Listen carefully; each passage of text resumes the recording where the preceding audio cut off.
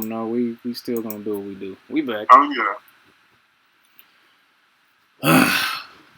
It is a bit much.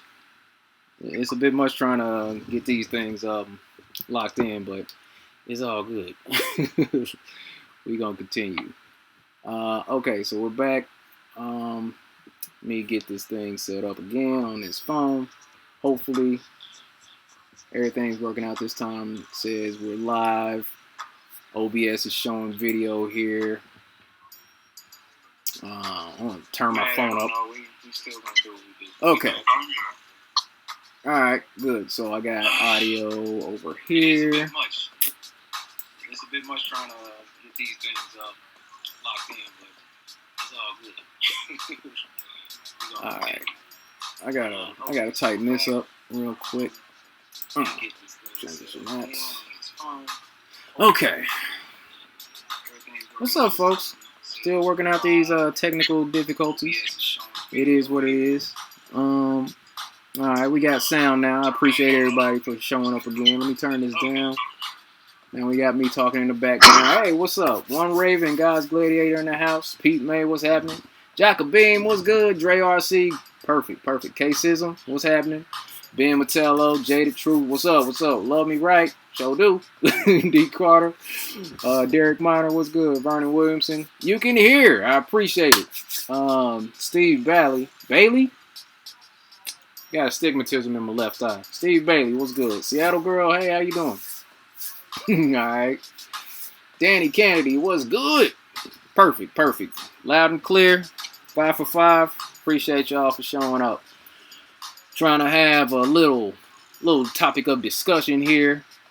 Brought back the big homie Vegan Warrior.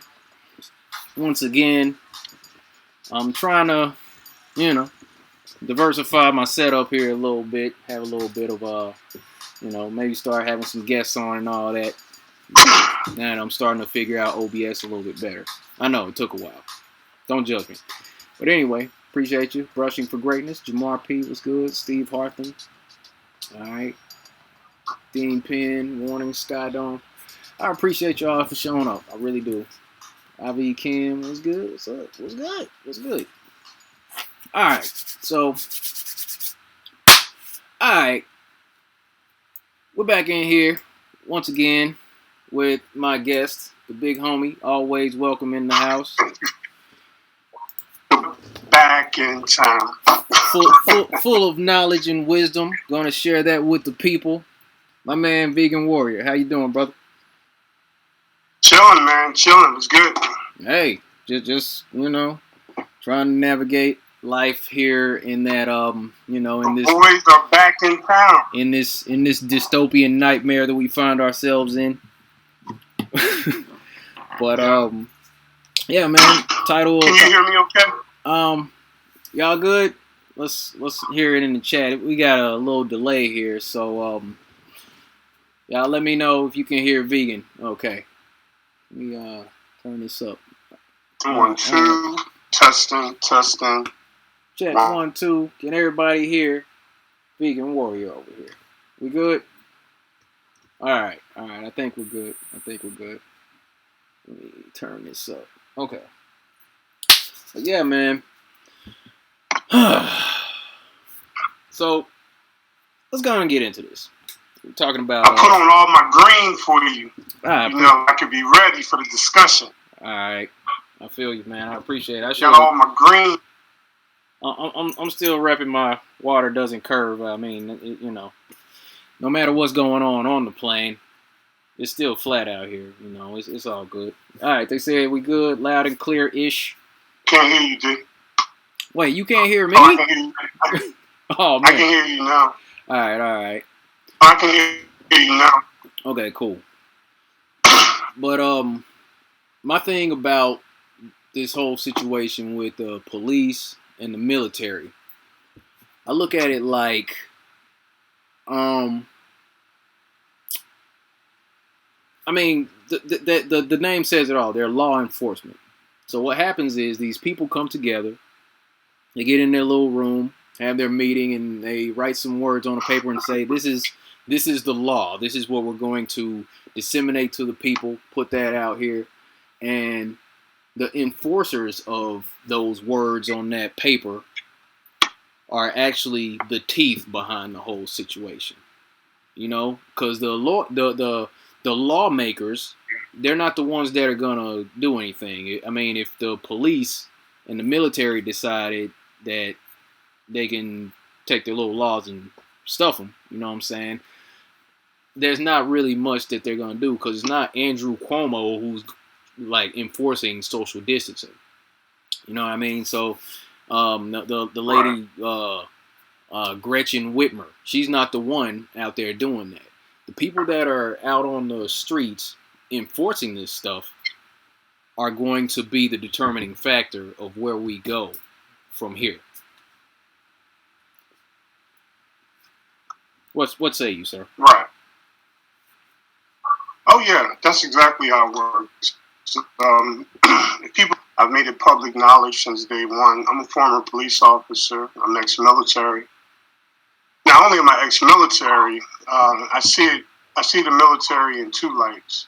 A lot of people that join the military to be in support operations. I was in combat arms operations. So I started off in the infantry case for that, and I transitioned over as a staff sergeant into the military police corps. So I did military police criminal investigation work all the way up until I got out. I did a tour of the military. So I got about 3-4 years as a police officer, which I started out as first job out of college. Didn't like being a cop. I was already in the Army Reserve active duty. And I got a unique perspective of law enforcement, the criminal justice system. I got an insider's look, I should say. I also majored in criminal justice, earning a bachelor's degree and eventually earning a master's degree in criminal justice, security management. I've also worked as a instructor, and I'm still an instructor. I'm a firearms instructor, right, and I'm a security officer, private security officer instructor today. That's what I've been doing for the last 20 years. So I got the private, the police, and the military background. You want to know something about security, law enforcement? Holla at me. That's what I do. And that's why I hit you up. That's why I hit you up for this discussion. Man, so what we're seeing is there's different aspects of what's going on right now. Right. The type of personality of a police officer. In your opinion, what type of person becomes a cop? Like, we get into these situations where people will say, where there'll be a case of police brutality. That comes out, right. And then there's people who are going to come back and be like, well, all cops aren't like that. We just got a few bad apples, things like that. What's your standpoint on good cops and bad cops? Because me, my thought behind it is, if a cop is beating on someone, like, for example, there's a video that's been in circulation where there's a guy, looks like a Hispanic guy, pretty big dude, looks like he's about 300 pounds, and then there's this cop, he's a little bit shorter than the guy, weighs a little bit less, okay? So the guy's like holding on to the fence, right. And the cop, he just starts, he just pops him in the side of the head, and he just starts wailing on him. And he hit him like 13 times, and then he got frustrated and pulled it. I sat here and counted the blows. He hit him 12, 13 times, got frustrated, pulled his shades off, slammed him on the ground, and then he hit him like 7 more times. He hit this dude 18 to 21 times, depending on how you count the blows. And the whole time, this dude, he's like holding on to the fence. He's ducking, trying to get his hands over his face and all that, so he doesn't get hit in the side of the head. And you know, he's screaming at the guy, cussing at him, telling him to shut up. You know what I'm saying? Put your hands behind your back. He's telling him, get on the ground now, so he can beat on him some more. But this guy is obviously a bad cop because, you know, that type of behavior. Right. But my thing, there was a female police officer that was just a few feet away from him, watching this whole thing transpire. And there was a point where he was about to hit the guy again. She kind of grabbed his arm. Now, it still ended up letting him do all that. She still came to the conclusion, to like inside her mind, like that it's wrong. But he's a bad cop. But is she a good cop because she didn't tase him while he was attacking this civilian? I mean, what's you know, if bad cops are allowed to continue brutalizing people, are the good cops just standing there watching? I mean, what's the stance on the bystander? The bad cops doing the thing, but the ones that's watching and not doing anything, are those considered good cops or not? Well, in the public perspective, they can create judgment calls like that. But if I was going to analyze that situation, which I do quite often, I want to start off with what was the issue. Why is this cop trying to arrest it? What was there a crime committed? Did this person just hurt somebody? Did this person, like, what caused this interaction? Because that's very important, because that's going to determine the level of force required. So let's say this guy was just jaywalking, right? Mm-hmm. And the cop walked up to him and, you know, wanted to issue him a ticket, and he wouldn't take the ticket. What he did with that warrant, him beating on him, the answer is absolutely not. That's what you call excessive force. Right. But let's say this guy is, he's a suspect in a child molestation, right? Okay. Now you're going to be a little more assertive to get this guy to comply. And if he's resisting, you use the necessary force to stop the person from resisting. That's the logic to it. But you don't necessarily have to hit on the guy. I've talked people down way more times than I've ever put hands on. I can tell you this. One of my concerns with the profession of law enforcement is the inability to get away from what we used to exercise in the 90s, which was called community policing. The police officers were designed, their operation was designed to be a part of the community and to rely on the community for support. Open dialogue, open communication, consistency with police officers, meaning it wasn't no major rotation system and people unfamiliar with the people in that community. It was called community policing. Mm-hmm. And if you go back and you start looking at what they did in the 70s and the 80s and the 90s, that was pretty much the primary way of dealing with it. After 9/11, they militarized the police department. They created a paramilitary approach to law enforcement. And when they did that, it instilled in the minds of a lot of these young officers. When I say young officers, I'm talking about people under 10, 15 years of service. They instilled in the minds of these people that they are more enforcers than community policers. And there's a big difference between the military, which is designed to search and destroy and defend. Police officers are there to protect the community and to enforce the laws of that community that will benefit the community.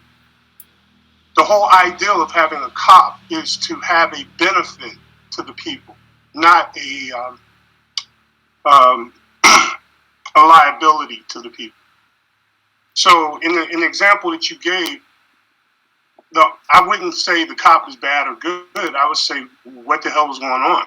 I want to read that report, not just from his perspective, but I want to hear the interview of the person. What caused the police officer to place his hands on the suspect? Yeah. And I'm gonna tell you guys a secret that many of you kind of forget when it comes to attacking police officers, and I attack them all the time. So you forget that there are some really dumbass people out there. There's a lot of people out there that create drama when there should be no drama. Right. So a lot of times, these volatile situations is because drama has been created either by the person or by the police officer. So I'm just keeping it 100. I would have to know what the full situation was for me to say if it was good or bad. But I'm gonna tell you this: when all the years I've served as a police officer in the military and also out, I've never had to punch anybody. Right. I've had to restrain people. I've had to take a person to the ground and put handcuffs on them. But I'm 6 foot, 245 pounds. Right. They hire these guys that's 120 pounds and they tell them to go be a cop. Yeah. Yeah. I'm going to tell you about 60, 70% of my issues went away because I'm not the kind of guy that you want to tangle with. The perception. But when you see a little tiny person trying to enforce the law, many of these people will buck that. They will buck that simply because they look at the person, they size them up, and they say, well, I could take this person. Next thing you know, you got the YouTube videos of cops fighting with 300-pound people. Yeah. Now, if that guy that was 300 pounds, if he was being arrested by another 300-pound officer, he probably would have complied. Yeah. So, they got away from having those types of standards during my era. Like putting women out on patrol, for example. Not saying women can't do the job, but you have to be a special type of woman, because you're going to be dealing with a lot of men. So you got to be able to handle yourself out there. Same thing with the guys.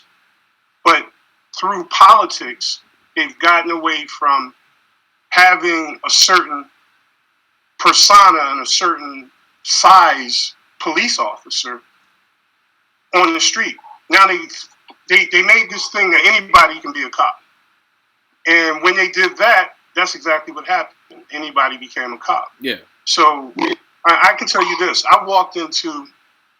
I had Hell's Angels and pagan motorcycle guys fighting. Like all out brawl. I was the only police officer. I pulled up, got out the car, and I made them both stop fighting.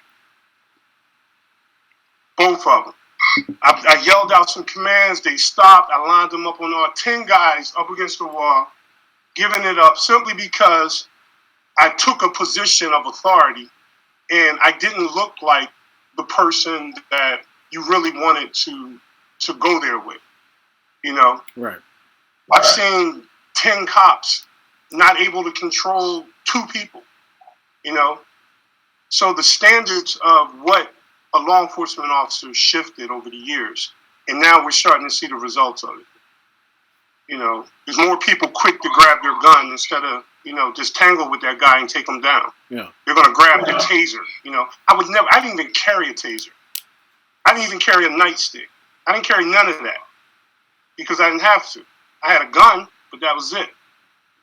But these cops to the day, they're more Hollywood. They got to have all this equipment on them, so they can't even move. They walk around like RoboCops. I didn't even wear a bulletproof vest when I was a cop. Dang, man. I didn't need to. So I'm talking about the 90s versus after 9/11 and beyond. The stand out away from protecting the community to becoming enforcers in the community. I'm sorry, I didn't mean to be so long-winded. Oh, no, it's all good. Real quick, wanted to give a shout-out to Freedom Fighters for Texas for a super chat. Appreciate it. They said the law is only as powerful as the threat of force behind it. That's real talk. Because they got no power. I mean, look, these politicians.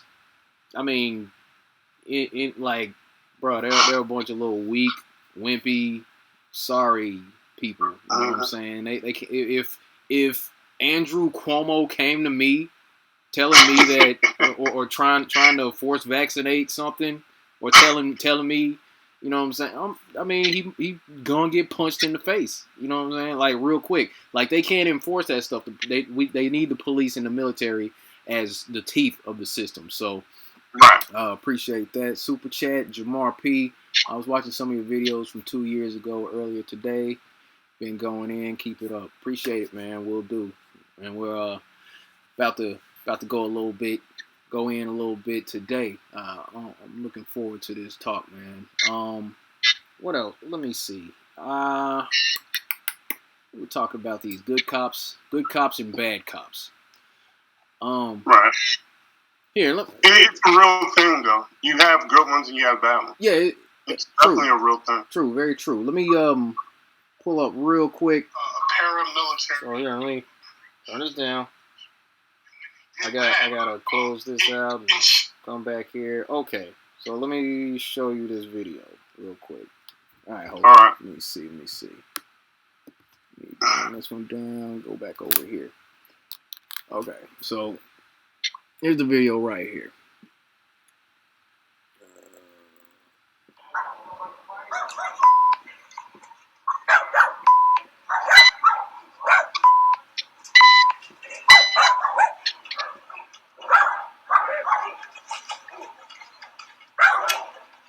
See, that's when he took his glasses off and slammed them.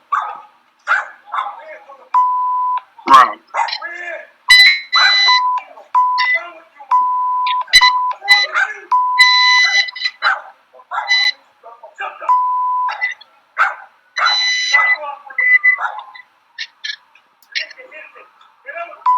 Says you're going to get hit again. Get on the ground.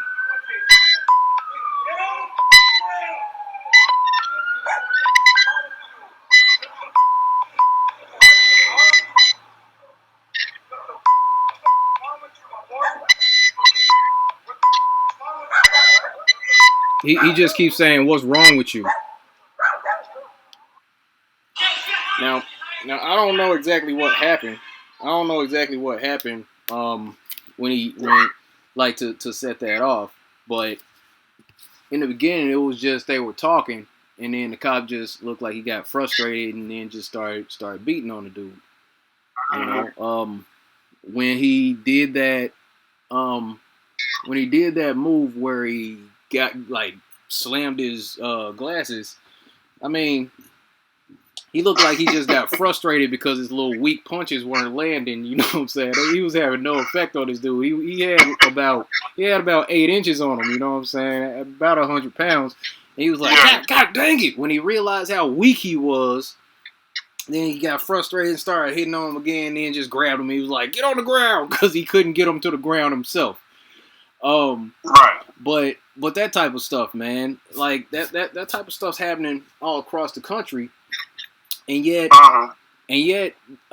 we got police officers standing up saying that I'm not going to be enforcing any unconstitutional orders. You know, right? There's the one guy. I believe his name's Anderson. There's like a 8.5 minute video of this guy just sitting in his car, like telling straight truth about that, man. I was thinking about throwing that on. Might do that, but you know, that type of stuff, man. If we could find enough good people within the police force, we wouldn't be moving this thing forward. Because if they actually joined the people and realized what was going on, then who's gonna say you can't do that? And based on whose authority, you know? Because this authority has to come from somewhere. All right.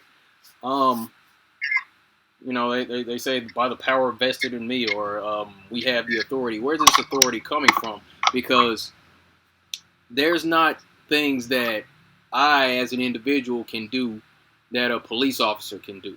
Me as an individual, Cuomo as an individual, he can't get into his car, grab a gun, go kick somebody's door in because they have a plant growing in the backyard, something like that. It's like you don't have the authority to do that as an individual citizen. So if they supposedly get their authority from the people, but how do they get the authority from the people if the people can't do what they do? So it's like what they have like some exponential explosion of authority. It's like we all pass them our authority, and then they combine all that and then create a bunch of other stuff that they can do that we can't do as the ones who gave them the authority in the first place. You know what I'm saying? It's craziness. Well, what I can tell you is they have the authority because we're a constitutional republic, right? So how do we elect our officials? Well, we participate in election in the mayor of a town. The mayor then becomes responsible for the police department. And he's responsible for hiring, who in return is responsible for hiring his staff. And the staff hires and trains their police officers. Now, but where does the authority come from? It comes from the state constitutions in every state. There are written that are signed into law and agreed upon by our representatives that empower individuals to enforce the law more so than the common citizen. So police are in a higher authority than the average citizen in reference to there is no even playing field there. It really isn't. Legally, and remember, I'm just talking legalities here. Okay. It's not my. I think there should be a bigger burden for them to exercise their authority, but it's there, right? Every single state has police officers that level of authority, right? No. And that authority exists in a jurisdiction. So let's say you're in the city or Arizona or Seattle. I think you're in Seattle. That authority only applies to that area that they work in. The moment they step outside of that authority, they could literally be in another section of the state. They have no authority as a police officer in there.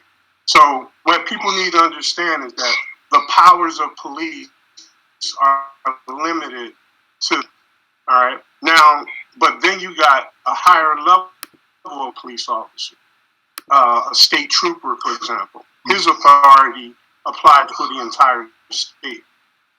Let's say the FBI. His for all things federal throughout the entire nation. So the authority that's given to them via the representatives is how they are able to do what they do. But let me comment on that video. The first thing that popped in my mind when you turned it on was I'm looking at an untrained officer. That's the first thing. Because if I wanted them and he was refusing, escalating it to the point of me hitting him, tells me that he's untrained. That's number one.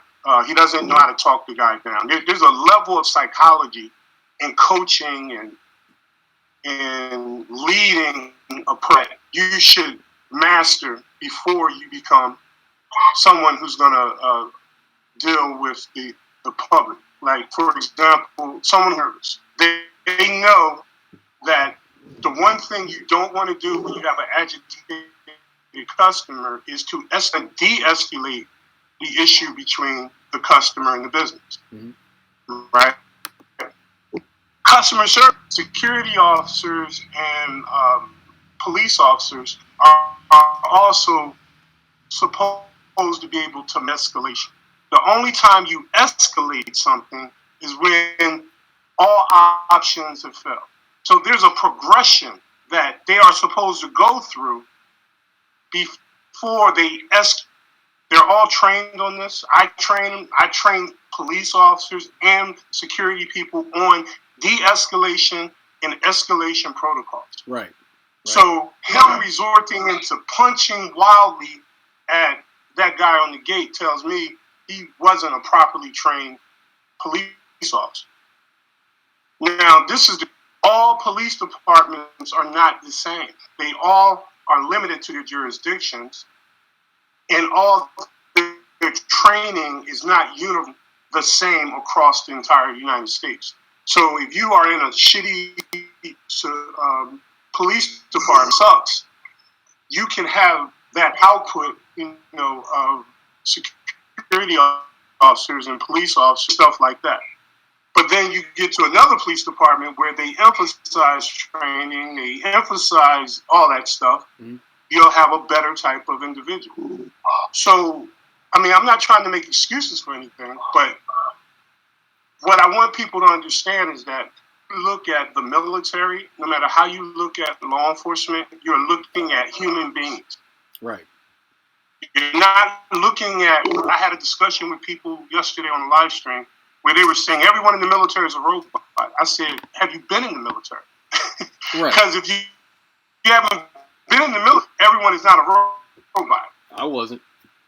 Now, subject to orders, but there's various levels of people who support the order.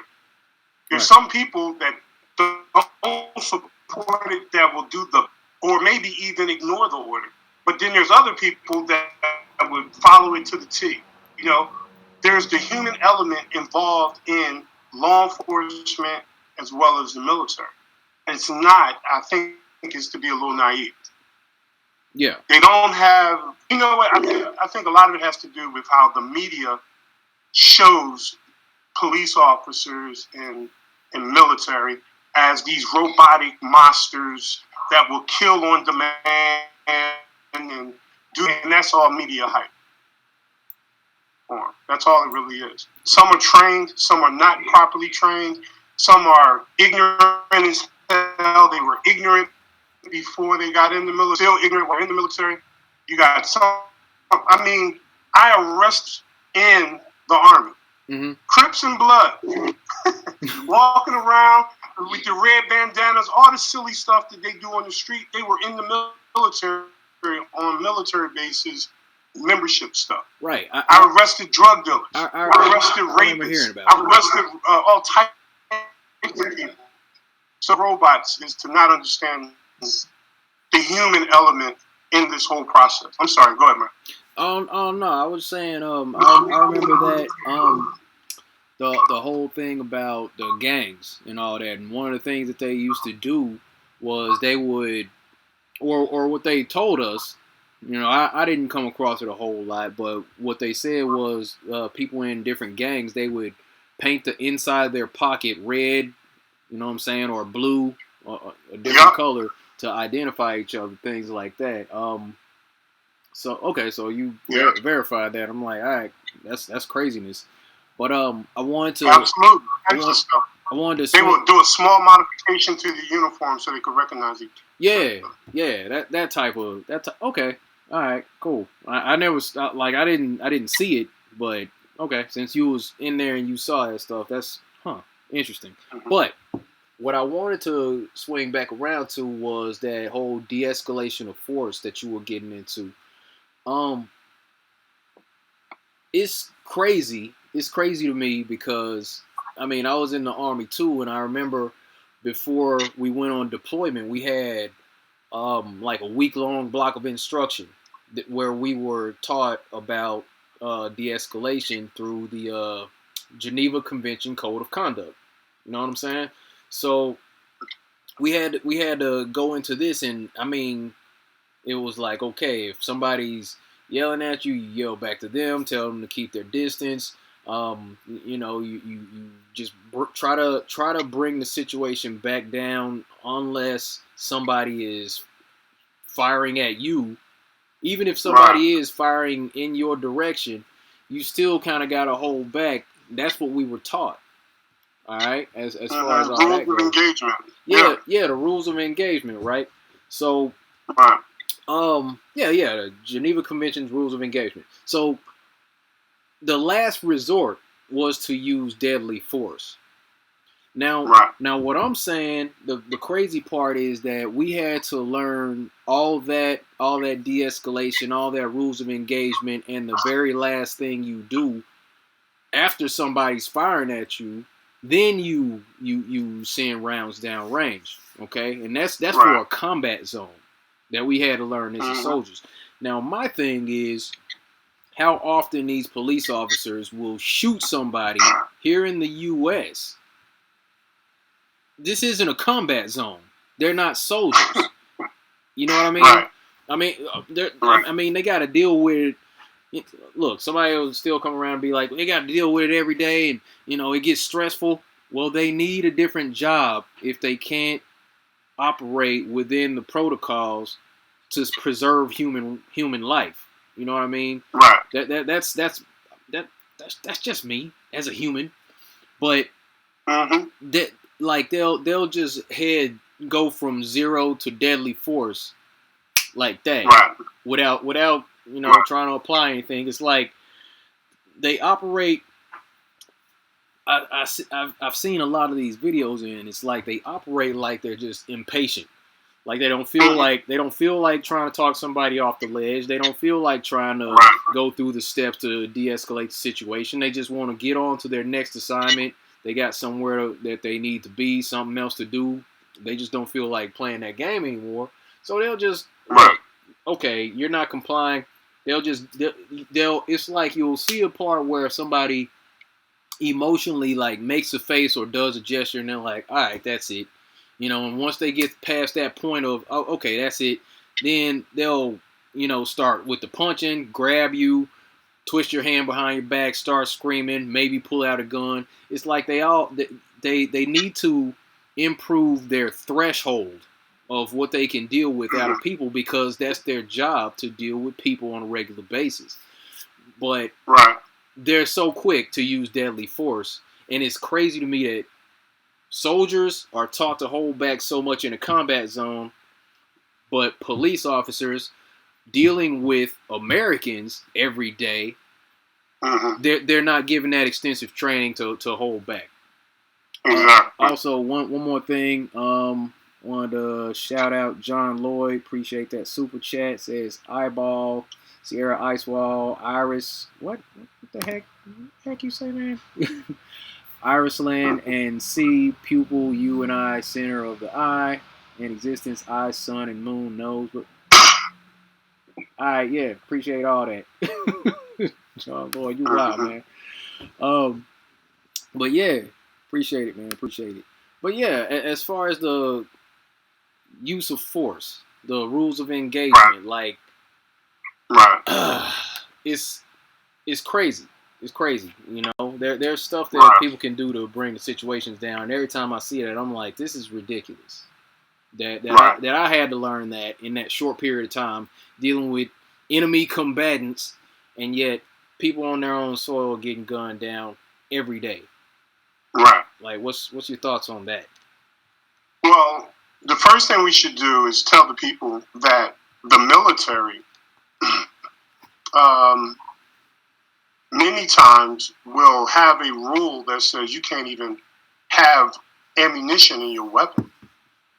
Like, you would have to stow your ammunition, and as you maneuver, and this is in a combat zone, folks, a lot of times, if you're inside the wire, your ammunition can't even be in your weapon, right? A lot of times we would get to the edge of the perimeter before we go out into the community, and then we would have to put the ammunition in our weapon. But when we put the ammunition in our weapon, we don't lock and load it. Right. It's called a dry weapon. Why? Because the number one killer of the military, of soldiers in the military, is accidents. You're driving in a vehicle and a bump and the gun goes off, kills your buddy to your left or to your right? So there's levels to this. Even on the military, there's strict policies for rules of engagement. And I've seen it where you couldn't have no ammunition and you had to carry it in another pocket or something like that. Mm-hmm. You know, even when it comes to law enforcement, it's different. The only reason a police officer should ever shoot someone is if there's a direct threat to his life, the life of another, the suspect is armed and dangerous and may potentially hurt the community. That is the only time he is supposed to shoot someone. If he shoots someone and there's no immediate threat, that is criminal. And he's supposed to be prosecuted. He has to justify his shooting. Right? Right. The thing they say is, I feared for my life. Well, if you feared for your life, why did you pursue the suspect and then shoot him? Huh? We're starting to see that. That's not a fear for your life. If I'm chasing you and you're running and I'm shooting you, there's no fear for your life. So to the next standard. Well, was there an immediate threat to another with this person running? Let's say there was nobody around. No, there wasn't.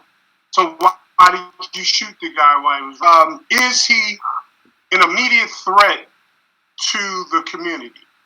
And that's where they usually default. And then that's where the arguments begin. By allowing this person to get away, and that's that thought crime stuff. By allowing this person to get away on, he could potentially, he becomes a threat to the community. And many of these shootings that we're talking about is in those type of scenarios. The guy's running away, the cops, they're shooting back, he's moving. The ideal is he is now an immediate threat not only to the officers he's shooting at, he's a threat to the potential community. Because the logic is if you're willing to exchange gunfire with cops to civilians, that's the logic to it. So when they shoot somebody, they got to meet one of those criteria. Immediate officer, if you're shooting at a cop, is an immediate threat. He can shoot back. If you're attempting to shoot someone else, the cop can shoot you, protecting the life of another. If you are fleeing and you're armed and you have shot potentially dangerous, let's say you just killed somebody, right? Or you just shot somebody and now you're running, they can shoot you because you are now a potential threat to the community, even though you're not a potential threat to the cop. You see criteria on when you pull the trigger.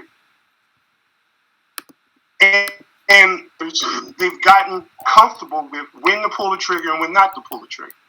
Some people hide behind, I feared for my life, so I killed him first. Right. I was saving her. The guy was running into the community. He was running towards the school, so I shot him. That's the stuff that they do. Now, in reference to law enforcement, what we critique is probably 1% of 1% of what cops actually do. Mm-hmm. I mean, think about it. 911 calls, traffic accidents, ticket writing, serving warrants, stolen property, report writing, all the stuff that they do. They do so much stuff, problems too, because by them having such a diversified job and doing so many things, they do become, what's the word? They become negative towards the people they're constantly dealing with, and that's how your racial profile, that's how certain neighborhoods, let's say you go into a neighborhood and every time you have a problem, it's always in this one neighborhood, right? Mm-hmm. So what happens is they start profiling the neighborhood. See, people think about profiling people, but many times they profile the neighborhood. There's trends that they've tracked. Well, there's a lot of drug activity. So if I see somebody walking around in this area, most likely most likely drugs or sell drugs or whatever, So it's a lot of stuff to this. It's a very complex job. It's a thankless job, but it's also an opportunity to use their authority as well. And for untrained people, they can be extremely deadly to the public. True story. Yeah. So there's a lot to it. So how do you think things might play out? Because it's with the COVID hoax. Yeah, with the COVID hoax, with the contact tracing, how they're gonna come out with that type of stuff. You heard about that one? There's gonna contact tracing. Yeah, contact tracing is going. They're looking to employ a workforce, I believe. There's talks of employing a workforce to have people, seek out individuals who may have been tested positive for COVID. They're going to go out and do testing, and okay, this person came out positive, and this person, and they went there and bumped into this person. It's like they're going to start. They're trying to start, basically just monitoring every aspect of people's lives, and like it's going to turn. It looks like they're going to use that to enforce that, like facial recognition, stuff like that, which, I mean, they're already using, which is, I mean, they're coming out of the woodworks and they're actually admitting that this stuff's happening.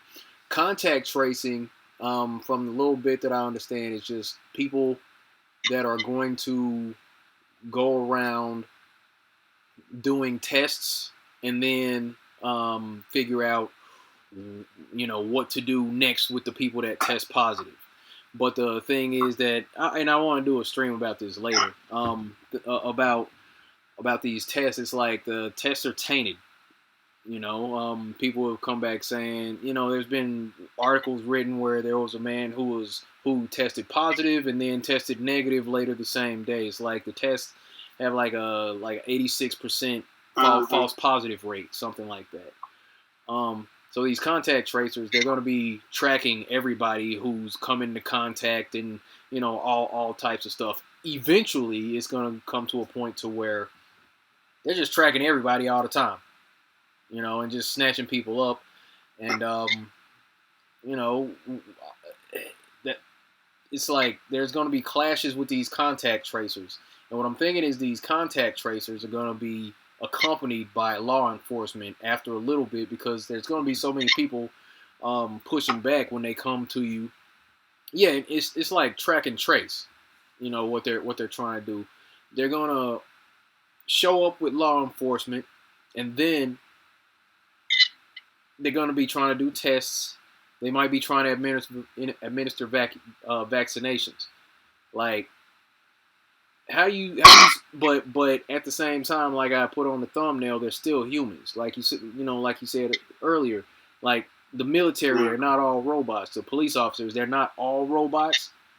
A vast majority are pledged to the blue line. They don't want to disrespect the fraternal order of police. Right. A lot of them are Masons. But they're still human beings. So I mean, how do you think this might play out? Because, it's coming down. It's coming down to it, man. It's coming down to it's gonna be showtime in a little bit, because when they start putting people on the street saying, okay, you got to go to these people's house and you got to test them whether they like it or not, and if they test positive, you got to take them away because, there's too many people in this house. They don't have enough bathrooms. That's another criteria. Like, what do you think the progression might be? Because I think they're gonna have to crack down as far as people standing up, man. They're gonna have to crack down a lot on that, because it's a lot of people that I feel, I myself included, are not gonna do all that well with somebody knocking on your door and saying, "Hey, we're here to test you. Hey, we got this vaccine. We need you to go ahead and get this." Like, it's a lot of people that's not gonna deal well with that.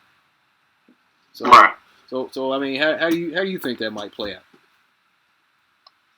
Well, I'll start off by first saying I've seen that same Netflix movie also. Right.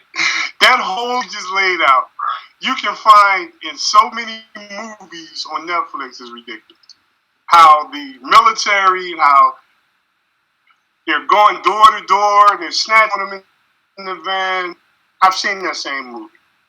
What is more likely to occur, in my opinion, is they're going to convince people to voluntarily come in to be tested. That's what's going to happen. They're going to attach your school, your education, all the stuff that you want to do is going to require you to first complete your test.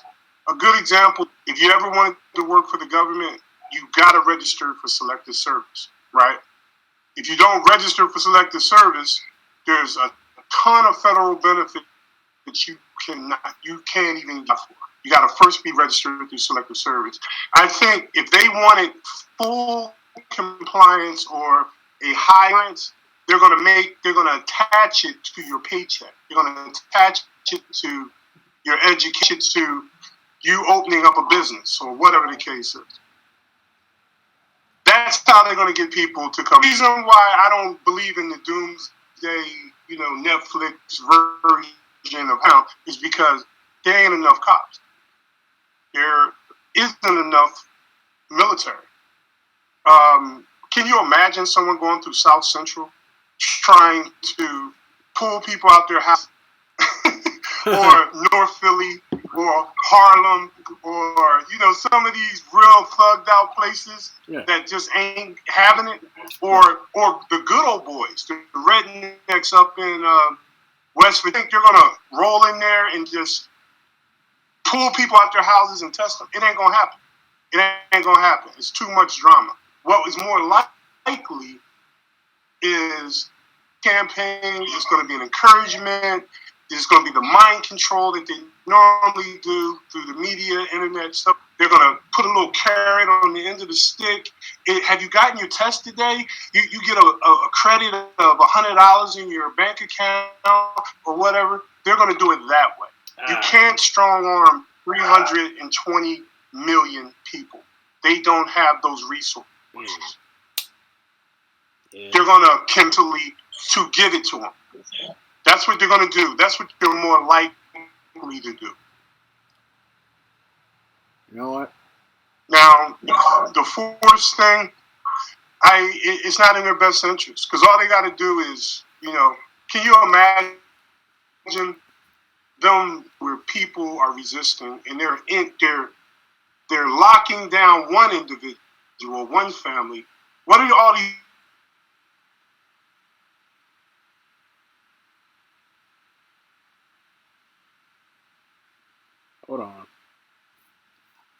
Hold on, can't hear. What's going on?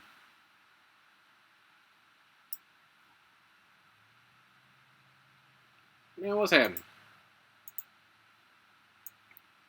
Okay. I'm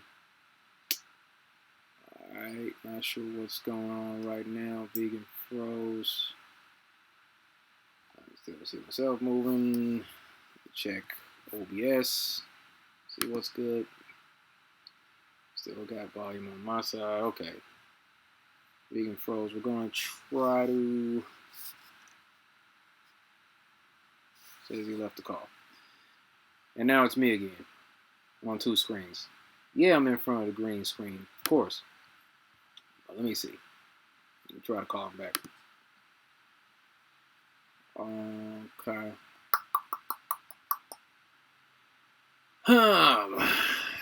Bear with me, folks. Technical difficulties abound. So we were in that one. Video call.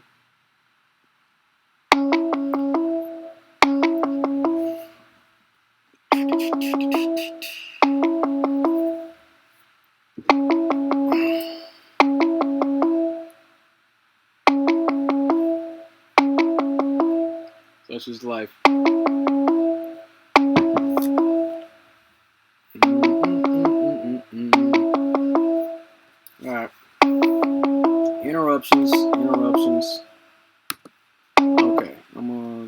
close that out. I'll be checking my phone.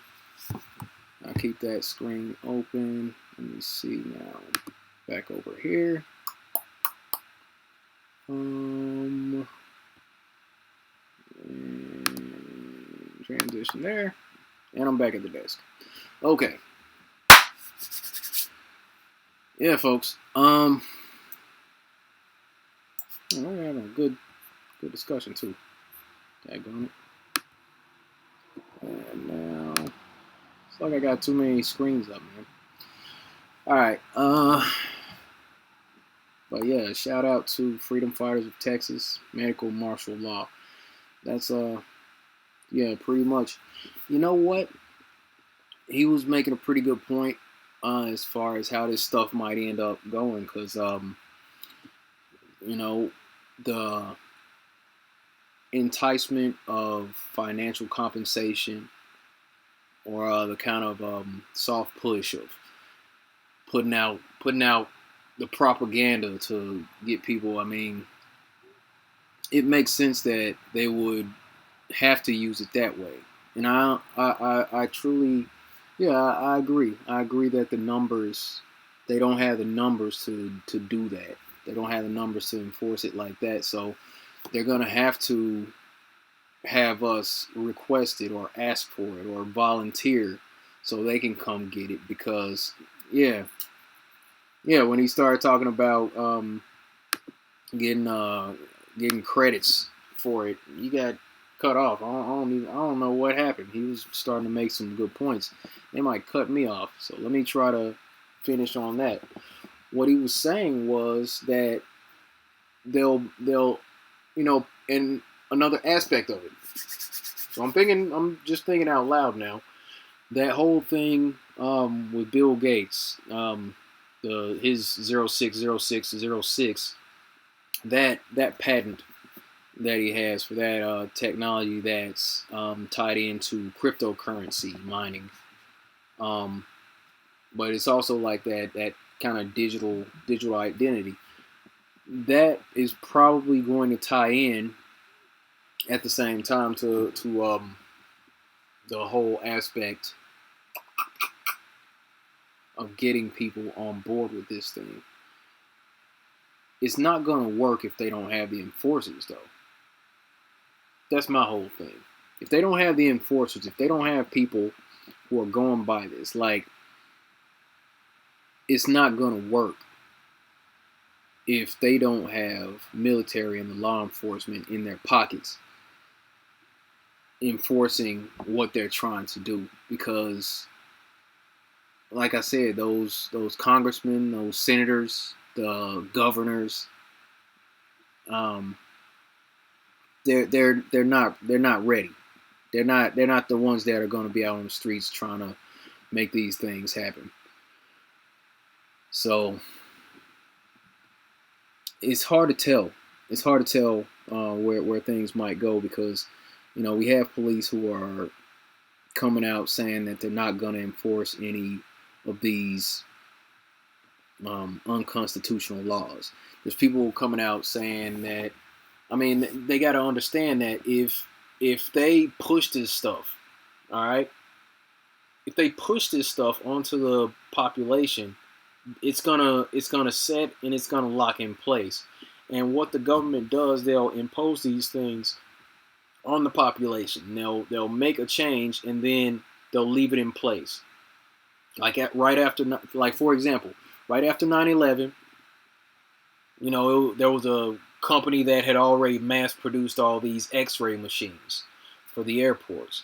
So right after 9/11, bang, within like a couple weeks, all the airports got these X-ray scanners. You got to go through these things. They're checking to see if people got bombs on them, things like that. So even now, so long after, even now, so long after this whole thing, they're still out there. They're still out there. The scanners, they're still in the airports. That little sound, that was vegan. Hold up. So we're gonna try to get back on this thing. Hold up. All right, let me see. Copy website address. Let me see. I'm trying.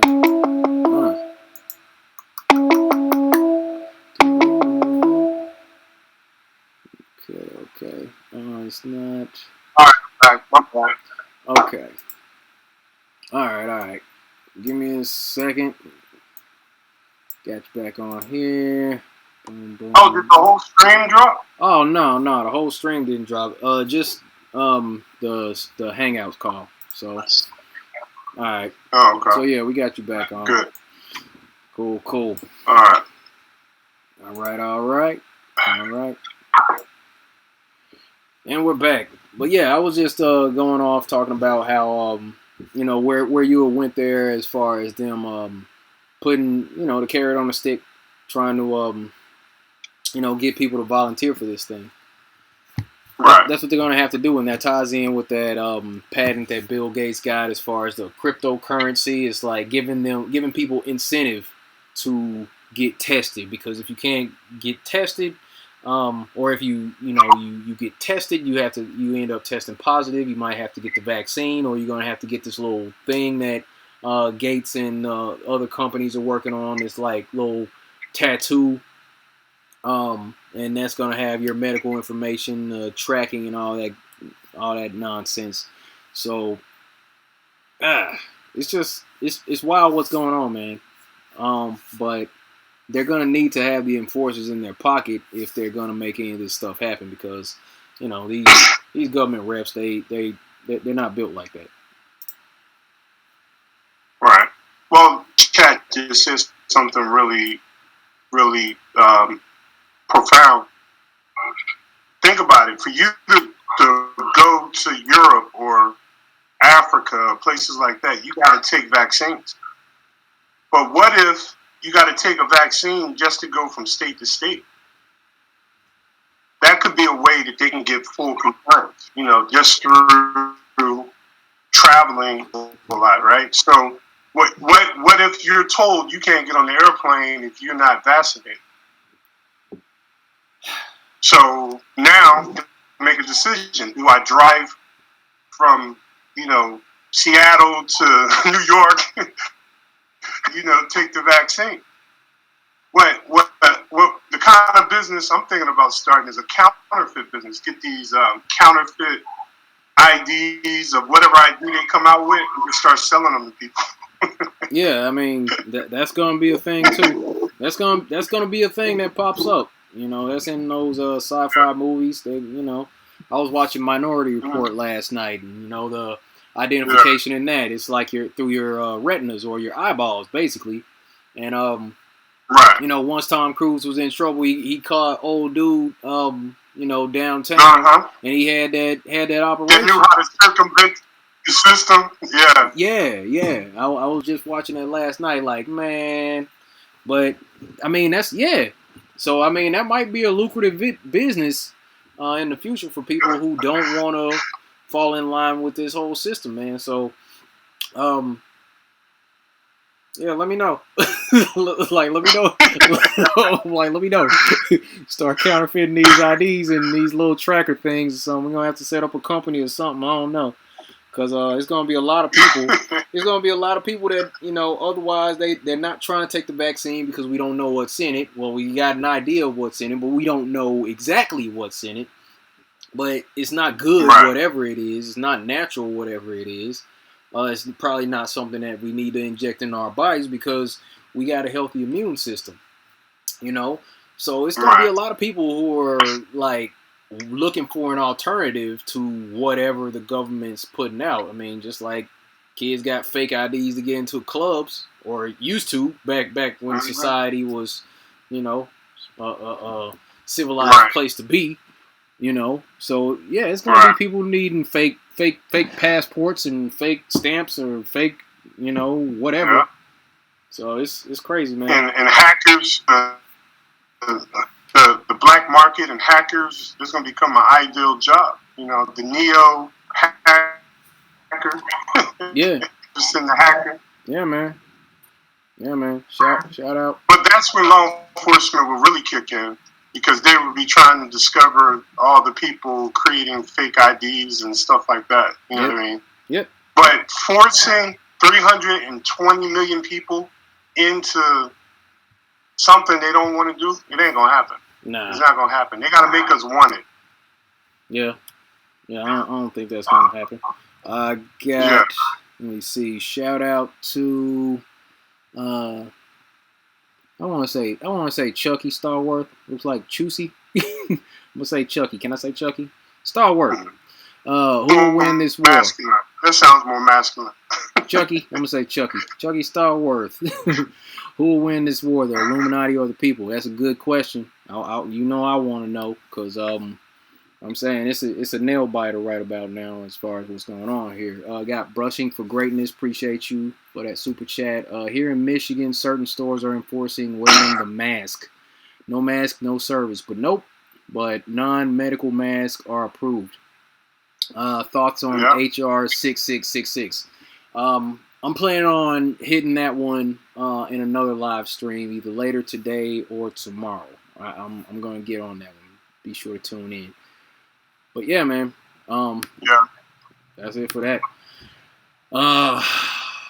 It's about the war between the Illuminati and the people. If you down on this, the war that I think that is really there that we can actually measure is the war versus organic versus inorganic. Organic versus inorganic, meaning we are all spiritual beings that come from, I like to think, a greater power, right? You call it the Most High, you can call it God, you call it Jehovah, Allah, I don't care what you call it. There's something greater than us that created us, right? They didn't do it good enough. Do things good enough. So therefore, man must create something that is inorganic that's going to... I think that's what's really going on. You have man's idea of what nature is versus nature. And by definition, man is going to lose. So I can tell you who's going to win this. God's going to win this. The Most High is going to win this. The people who are of God, meaning all people, because all people are of God or power. I'm saying God, but don't get caught up with the G-O-D. Right. People that are of organic, of the organic things will win. People attempting to create an inorganic lifestyle like transhumanism and all these other ridiculous things that they have and prove that they can do, taking consciousness out of a person and putting it in a machine. It's all media BS. They're trying to compete with God and they're losing. That's why they're resorting to the things that they're doing now. My opinion. All right. Yeah, that sounds about right. Because, it's all about them trying to push towards that. And that's going to be one of those things that they're pushing towards. They're always pushing beyond where we are right now to the next thing. Like, I don't know. That might be why they have that branch of government reps that call themselves progressive. But progressing towards what? Right. You know, that's my question. I'm exactly. Like, what are we progressing towards now? Man's idea. Yeah, and they're all about the LGBTQPI, whatever. You know, they're all about. Fine. You know, like I'm sorry, I cut you off. Oh no, well no, I mean like the unnatural aspects of life. For some reason or another, they're always pushing that type of stuff, and they're always pushing us towards that type of stuff. Like, what's the end result of this thing? It's like they want transhumanism. They want everybody constantly tracked. They want a cashless society. They want dissenting voices to shut up because that's what they've been doing, man. Like that. I know you've heard about it, and so many have that Plandemic documentary with Dr. Mikovits I mean, it's just a 25-minute video, something like that, and I mean, they took it off of YouTube after it got like 5.5 million views. It went on to another channel, got a few million views. They yanked it off of there. I've seen it pulled off the Bloody Truth channel. I've seen it pulled off Rich Lopez channel. I've seen it was pulled off of my channel. They pulled it off of Facebook, off of Instagram. They don't want that information out because she was exposing some serious stuff. So that's another thing. It's like, I mean, all of that stuff, man. They want complete control. And right. ultimately, that's what they keep trying to put in place. And when the government takes one step, they don't go backwards. You know what I'm saying? Right. Like the example with the scanners in the airports. They went one step, and that was 9/11. We're not worried about terrorists hijacking planes anymore. Is it because of the scanners? No, not necessarily. But we know 9/11 was an inside job, but they wanted to put in the Patriot Act so they could increase the surveillance state. They wanted to increase the security state with the scanners and the mandatory checkpoints, and you can't have more than this much water liquid on you, things like that. They don't take it back. Once they go, it's like they are the ones who came up with give them an inch, they're going to take a mile. So what we got to do right now, we got to struggle against them taking these steps at every turn. That's what we're dealing with right now. Appreciate it, Chucky. Another super chat, $5. No message. Appreciate it, Chucky. Thank you. Thank you very much. All right, man. Yeah, they're attempting to redefine. I'm hearing the echo. I'm recording from the main mic on my computer, so that might be it. Oh, okay. They're attempting to redefine nature, and for them to do that, we have to comply. Their attempts are futile. And it's not. And to answer the brother's question, who will win against the Illuminati, the people of the Illuminati? It's the people. They'll never win. I want some of that optimism. I really do. All it takes is knowing that man is not greater than the source. Yeah, and like you were saying when we were talking offline, it's like we end up giving them a lot of credit. We do. Exactly. But same people that brought us to globe.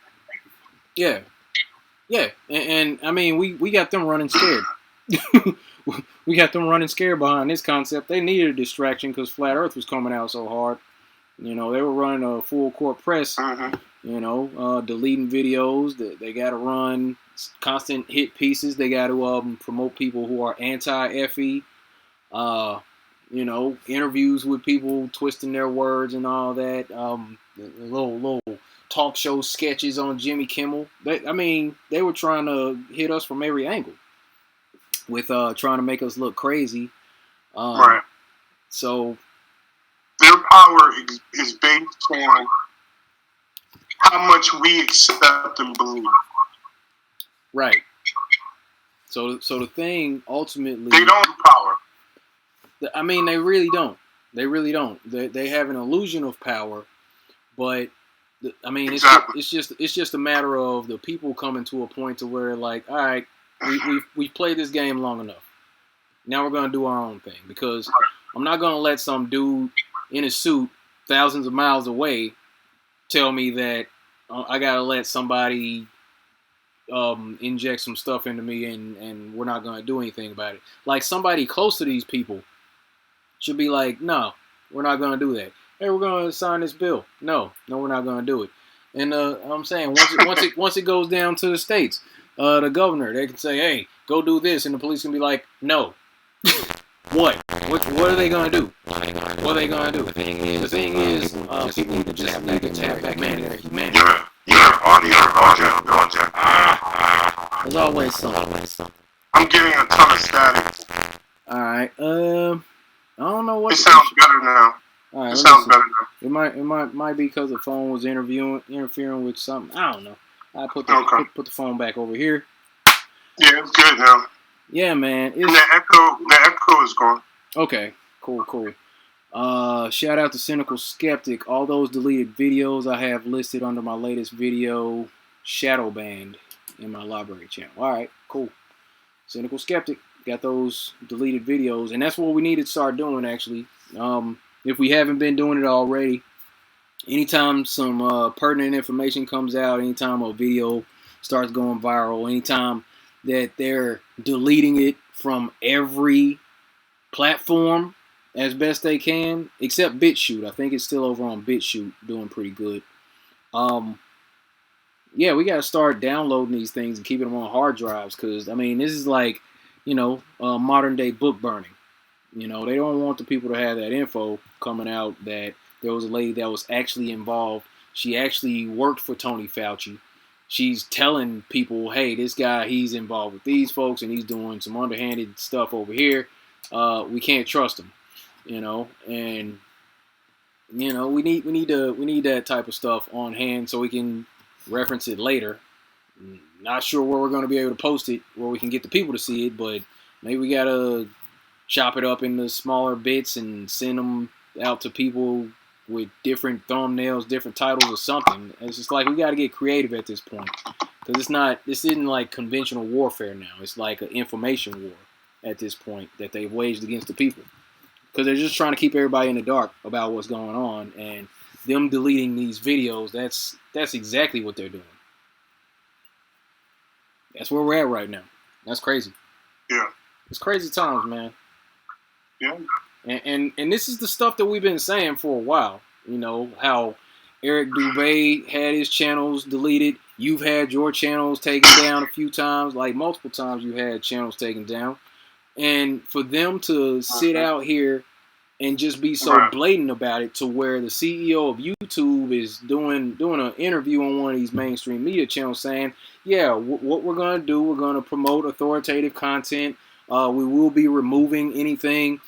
People saying things like these natural remedies, like use vitamin D or vitamin C, and drink some lemon. We're gonna get rid of that. She got a problem with people saying consume vitamin D. You're gonna delete videos that don't go with the World Health Organization. And it so petty to the point to where you won't even allow people to make a video saying, oh, I beat the coronavirus. All you got to do is up your vitamin C intake. Something like that. They're going to yank a video for saying that. Even if it's true, not that it's fake news, they're telling personal testimony. But you're going to take that off. Like, yeah, that's crazy. This is crazy, man. It's crazy what's going on. That's the evidence. That's the evidence they don't have true power. Right. Because they in your opposition, but when you quiet your opposition, you expose yourself. You show that you are not powerful. A powerful person must be able to handle opposition. If they can't handle opposition, they're standing on shaky ground. I'm here in a mad echo. Yeah, and it was kind of breaking up on your end too. Yeah. Nah, I don't know. It might be internet connection. I'm not sure what it is, man. This is a good talk, man. This is craziness. What's going on here, man. I mean, you sound good on my end. I could hear a little bit of echo coming from you, but it's not the echo over here though. Okay. Yeah, right there.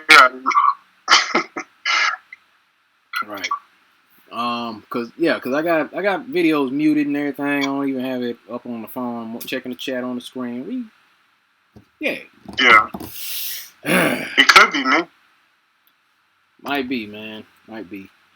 But yeah, like you were saying. How would I fix it? I don't know. Do you have the YouTube video up?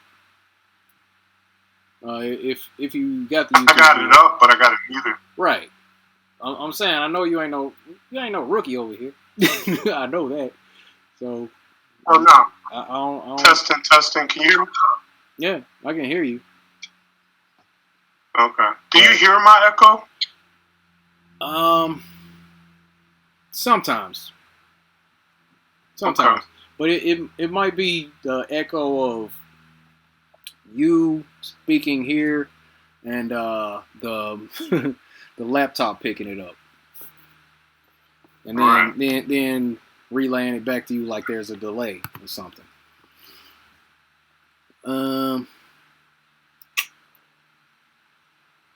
What? You're right though. As far as them needing to shut people up because they're weak, you know.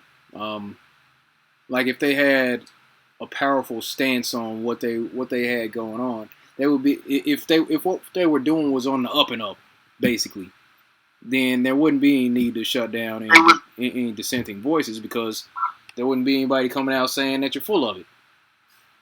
But they got to shut people up. Opposition. Yeah, they could invite it. Exactly. Yeah, because think about it. When you're the champ, you want people. You want people to champion you. And when you're the champ and you're sitting up there and you don't have anyone who can test your skills, I mean, you get frustrated, and that's when you want to retire. Don't want no opposition simply because that's how vulnerable we are. They are attempting to fight the natural order of man. And so they don't want the people to awaken because if the people awaken, they will instantly be exposed. Yeah. Absolutely. All right. So every time they censor us, they show their weakness. Most definitely. I'm trying to work the audio over here a little bit. I brought the volume down. Yeah, brought the volume down on my laptop. Maybe that might help a little bit. Testing. I think we're good. Yeah, I still hear myself. Dang it. Okay. Yeah, man, we might have to do another one of these chats. There's some folks in the chat talking about Q. Oh yeah. You want to give them a taste of the direction I'm about to go in? Yeah. Go ahead. Feel free to expound on Nah, I ain't gonna do it because I'm gonna go deep with this one, and because I know there's so many opposing views. Right. I'm gonna make sure I can lay everything out and show how I connected the dots. I feel you. I like to have a presentation, have my points laid out when I can. But yeah, man. Right.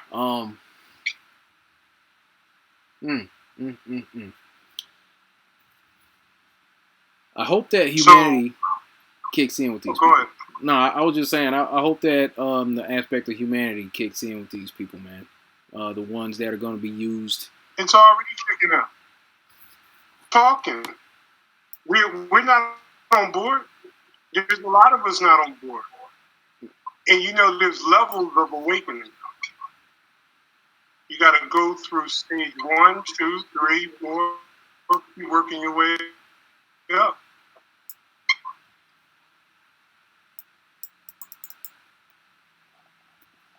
So I see myself as someone who is a defender of how can I put it? The nature of man. You know, and that's fear though, because they're trying to operate the source. They want to believe trumps our creation, and that's not possible.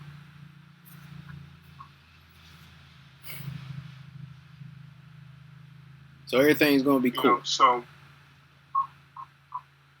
well, think about it. You've had tyrants throughout human history. Did they ever succeed? To control the whole world, not so much. But I mean, at the same time, though, it's like, you know, the Nazis didn't lose World War II so much as they kind of came over to infiltrate over here. You know, through Operation Paperclip. You know, and it would be Nazis are of the creation.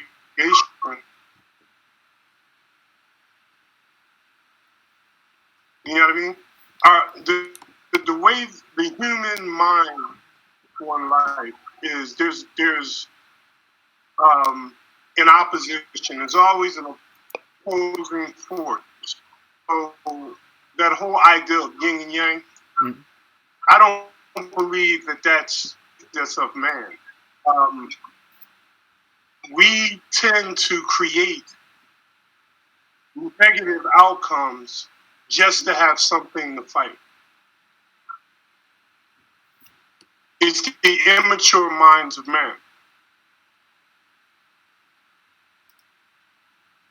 okay. Huh. So, I mean, when Rome was dominating, eventually they fell. About all the tyranny that we've learned throughout history and what we've witnessed, our true nature always prevails. That's the way I see it. Doom and gloom of everything falling apart. I'm not at it. I talk about it, but I don't give it its just due like so many other people do. Right. When everything is said and done, you still just have the creation.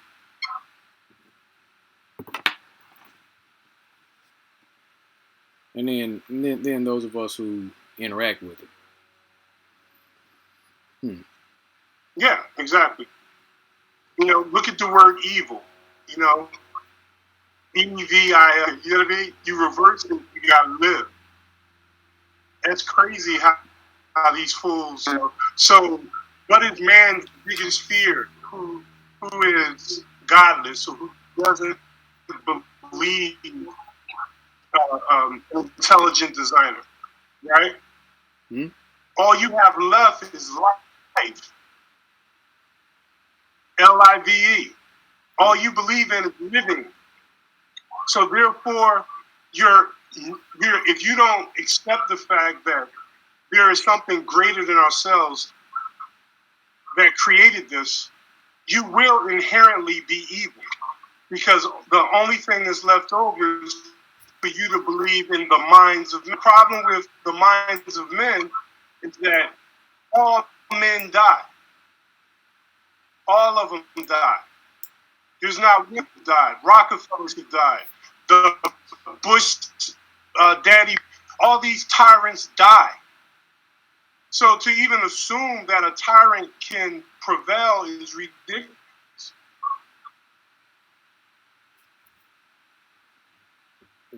Okay. That doesn't mean we don't do. It means we already know the end result. Right. That's what it means. Your children will thrive.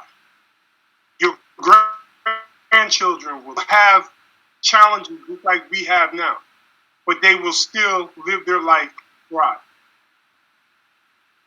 Man does not have to go back in time. That's why they have so many sci-fi things that they can prolong life. They can stop time. They can have multi-universes. They can do all these things that are untrue because it's to live.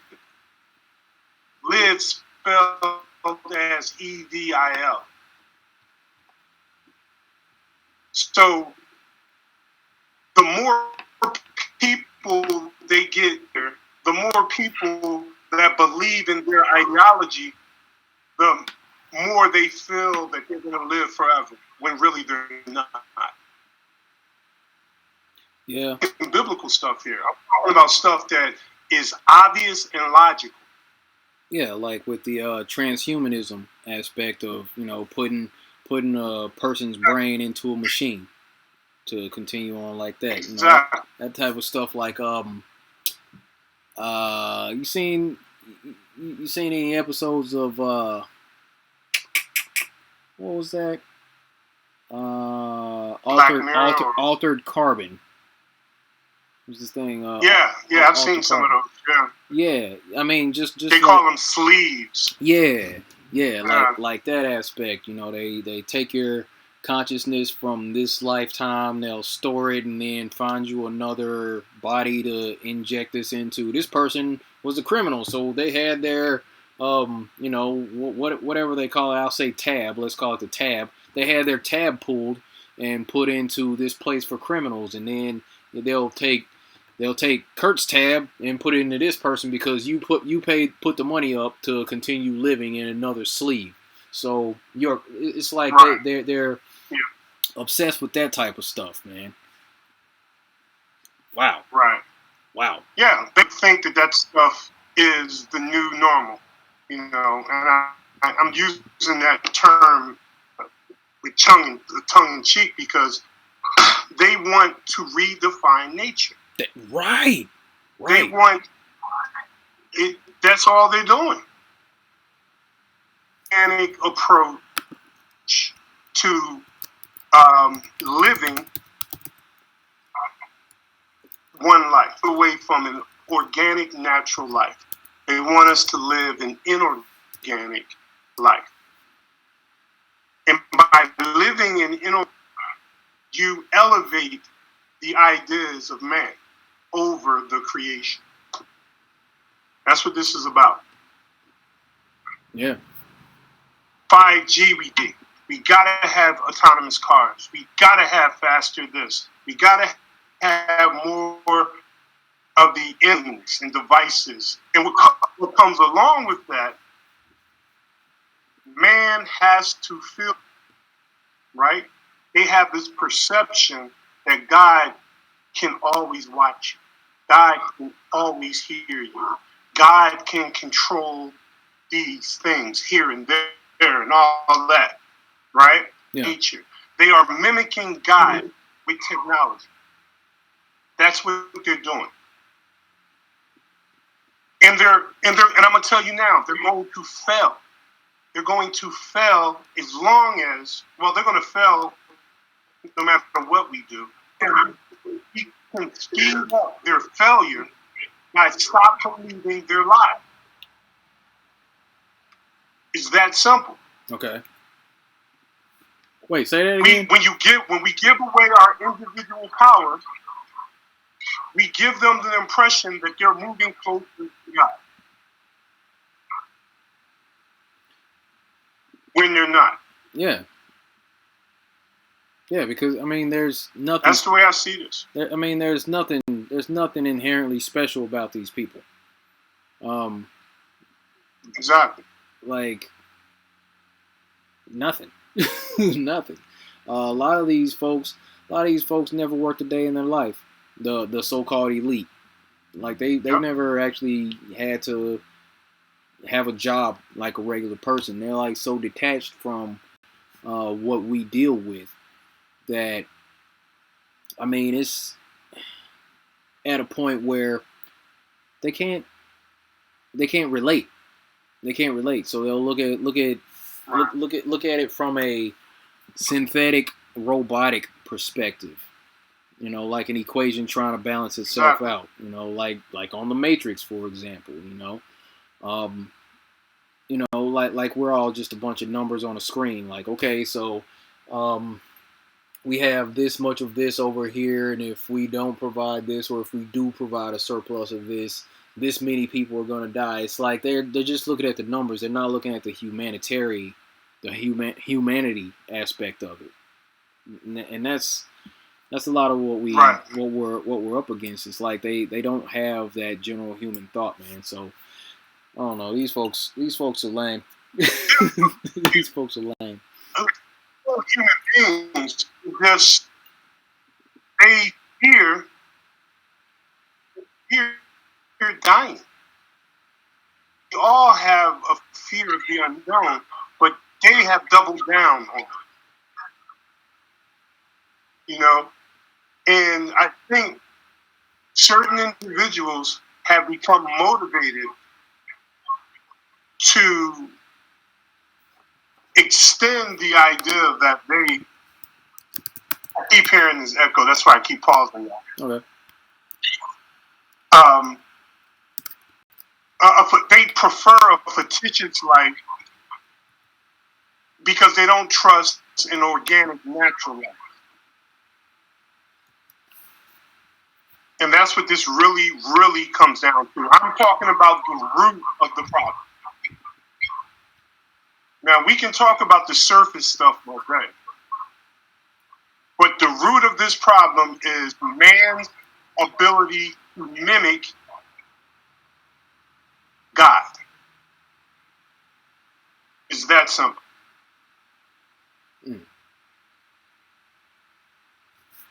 Because if this was a natural virus, absolutely nothing they could do. Right. So they manufacture one to create fear so they can have more control.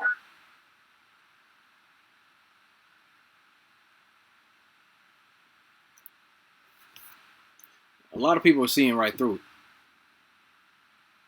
it. That's a positive of it. Because I mean, even like the most bought in to the doctrine, the most mainstream media watching, the most just out in left field, laughing at conspiracy theories. It's so many people now coming to a point. They're like, all right, something's wrong. Something's wrong. Like what's happening here? Because there's evidence coming out. There's studies coming out that have already come out saying that the numbers aren't anywhere near. Numbers aren't anywhere near where they said they were going to be. Not as many people are dying as they said they were. It's not as lethal, and it's coming out into the public that's the way that it is. Like, this thing's being blown up. The numbers are being inflated. Doctors are saying it. People are saying that in the media. Didn't the World Health Organization just come out recently, like the last week or so, and said, oh, we were projecting like 80,000 deaths or something, and then they dropped it down to like 36,000, something like that. It's like, it's all coming out here, so people are looking at these folks like, well, what's the point of them shutting down the economy if, hold on, did something happen to the sound? It's just a buzz now? What happened? You hear anything? Somebody saying the sound like a killer bee buzz. There's no killer bee buzz. That's crazy. Killer bee. I'm gonna have to. You talking about Wu-Tang? I know, right? Buzz. The killer bees. The killer bees. I gotta turn the video on and hear what this is about, man. We're having so many issues over here. It's all good. Let me see. What happened? Yeah, I don't hear it on my end no more. I don't. Yeah, I'm not hearing it. Yeah. No, that sounds about right. That sounds right. I don't know. I guess it's all cleared up. We That's good. it. It's all clear now. Yeah. Okay. We good. I don't know what happened. Man, see, they keep messing with our stuff. Every time we get into, we're good, folks. We're good now. Fantastic. They said it was a minute Yeah, ago. they saying it can hear now. Okay, good. Messed up my train of thought. God dang it.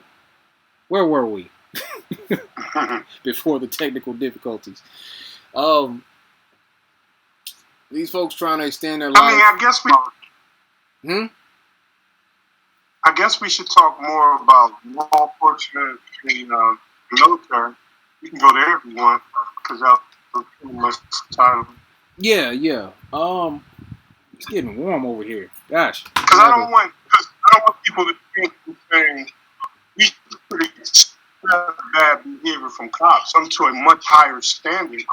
Because the one thing that they claim that they're protecting, anyone who can't live up to it should be called out to the carpet. You know.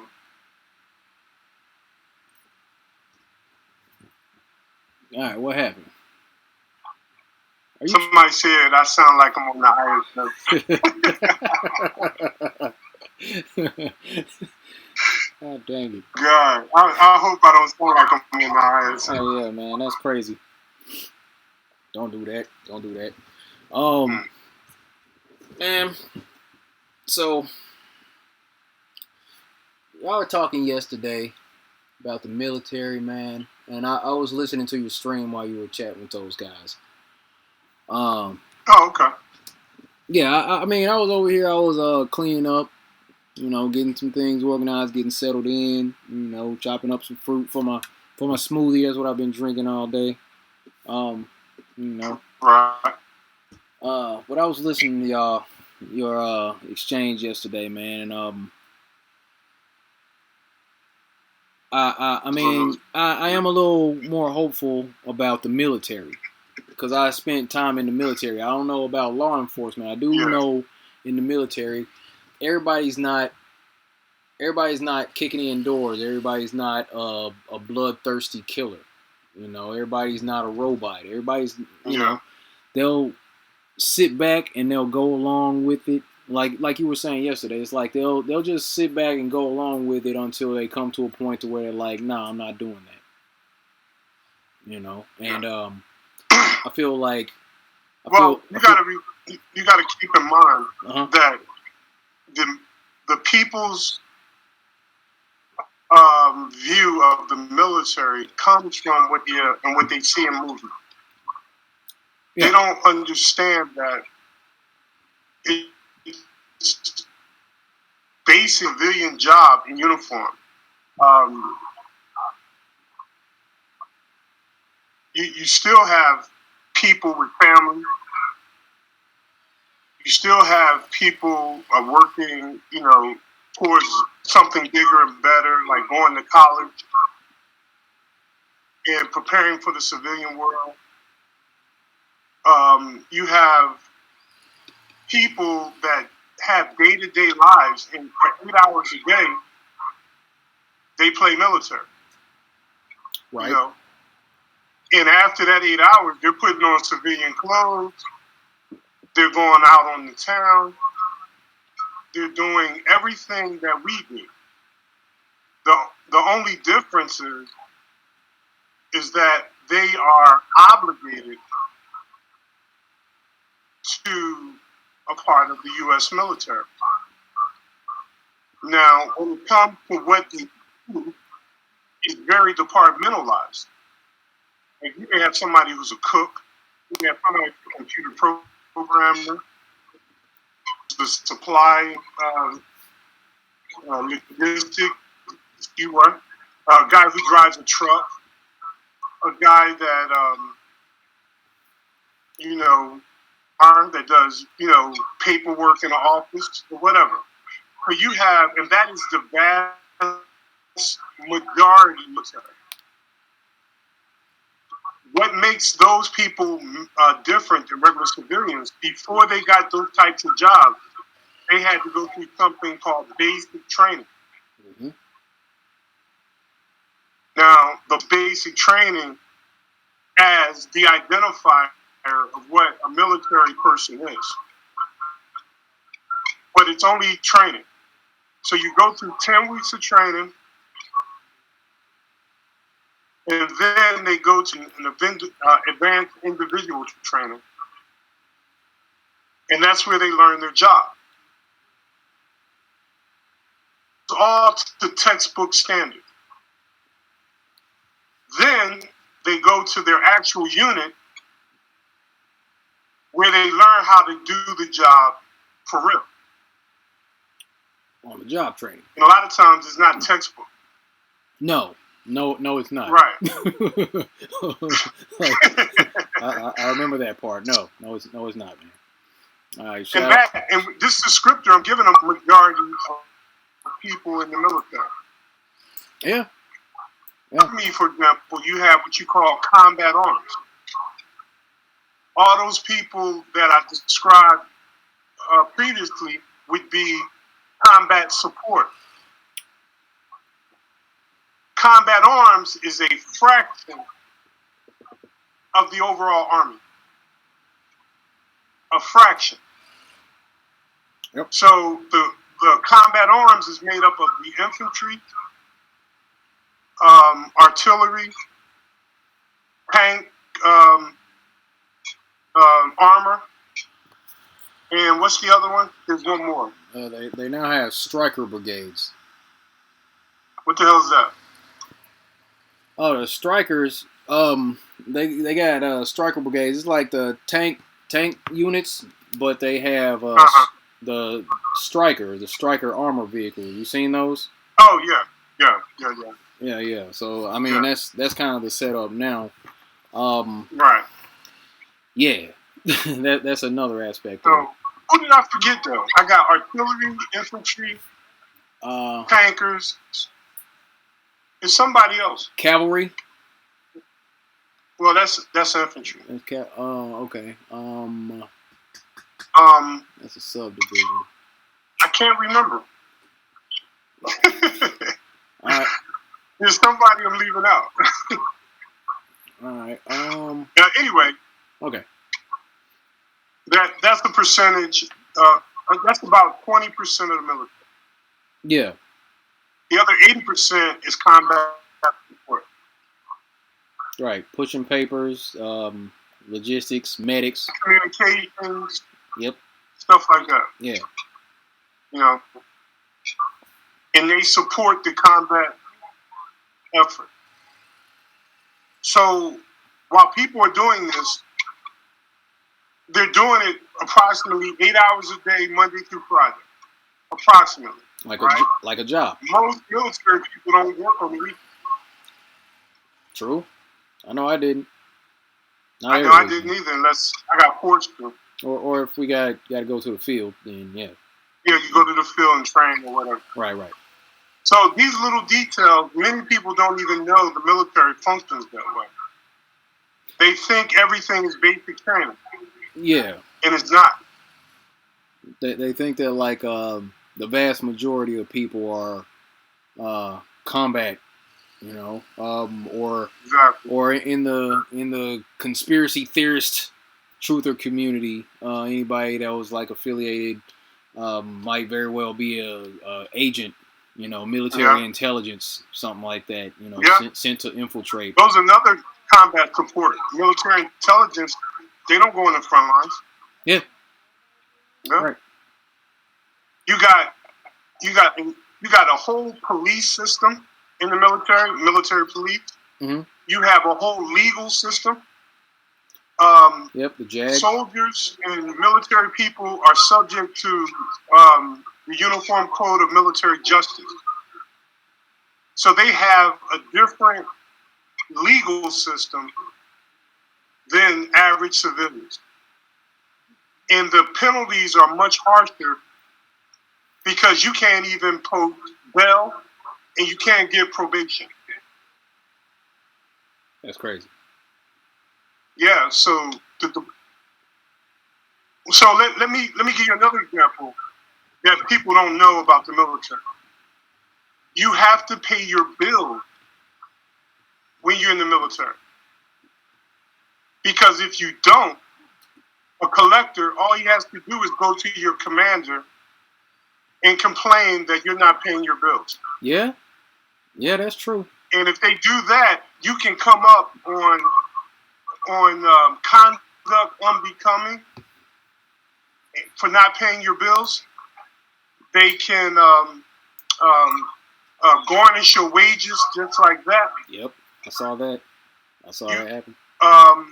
It's all types of control mechanisms for those people in the military. You got a DUI. Let's say you were driving and you were in a civilian area and civilian cops locked you up because you were drunk while driving. Right? Right. They're going to call the military. You're the military. They're going to call the MPs. The MPs are going to come pick you up. They're not going to process you for DUI. Well, I don't know. They might have changed that. We used to process our own, so it might now let local cops do it. I'm not sure. We would take them to their commanders, and they could lose rank. They could lose money. They could get kicked out to the military. Things that can happen to just having one DUI. I've seen lieutenant colonels not make full bird colonel because of a DUI. If you beat your wife, for example, let's say you got into a domestic squabble, and MPs had to come out. Not only are you going to get in trouble for that type of thing, for having domestic violence issues or drug issues, issues, or whatever. So they have their own legal system in the military. That's the point I was trying to make. Yep. It's like that. But yeah, about that, man. It's like for some reason or another, I don't know, civilians just got this. You know, it's like they've been programmed. They've been programmed on every aspect. We all been programmed to certain degrees on everything, and that's a big problem with society moving forward. Honestly, it's like even the most awake, enlightened, supposedly informed person, there's still some background programming that took place from your environment, from the input, from the TV shows that you watch, from the movies, the music you listen to, the people you've been around, your public school or private school, wherever. We've all been programmed with these little sub systems in our head about how things work and how they don't work. And a lot of people don't understand the military and how, everybody in the military isn't a threat. Everybody in the military isn't an agent. Everybody in the military, isn't a killer. Everybody in the military isn't a robot. Everybody in the military isn't going to follow orders blindly. They're all still human beings. Shooting guns. Yeah. I mean, that a lot of folks aren't going to go for it, but it's just something that we got to watch play out. We got to watch this whole thing play out, apparently, because it's going down. It's going down right now. They're trying to push stuff, and man, the so-called deep state. They're trying to. I feel like these folks are panicking. I feel like they're panicking, and that's why they're trying to rush things through so quickly. They are. It absolutely looks like all we gotta do is stay on their ass. Yeah, it absolutely looks like these folks are panicking, and they're trying to hurry up and rush the whole New World Order thing, and that they're using this whole coronavirus thing as the means to do so. It ain't gonna work. It really looks like they're just shaking in their boots, like they're scared of something, maybe being held accountable. I don't know, but we'll see. We'll see what happens. A shout out to Nathan for the super chat. #1 fan. Appreciate you, man. Appreciate you. But yeah. Nice. What were you saying? Can I add one thing to what you just said? Of course, sir. A conception that the people have. The National Guard. Anyone that served on active duty, the National Guard is a joke. It's a joke. I would never join the National Guard. It is like the most weak ass thing I've ever seen. And I'll say that about the Army Reserves, and I'll say that about the National Guard. If there is a legit active duty military, it's not the reservists. It's not the National Guard. Me and my buddies, we were sitting around joking. Decided to impose martial law. What we would do.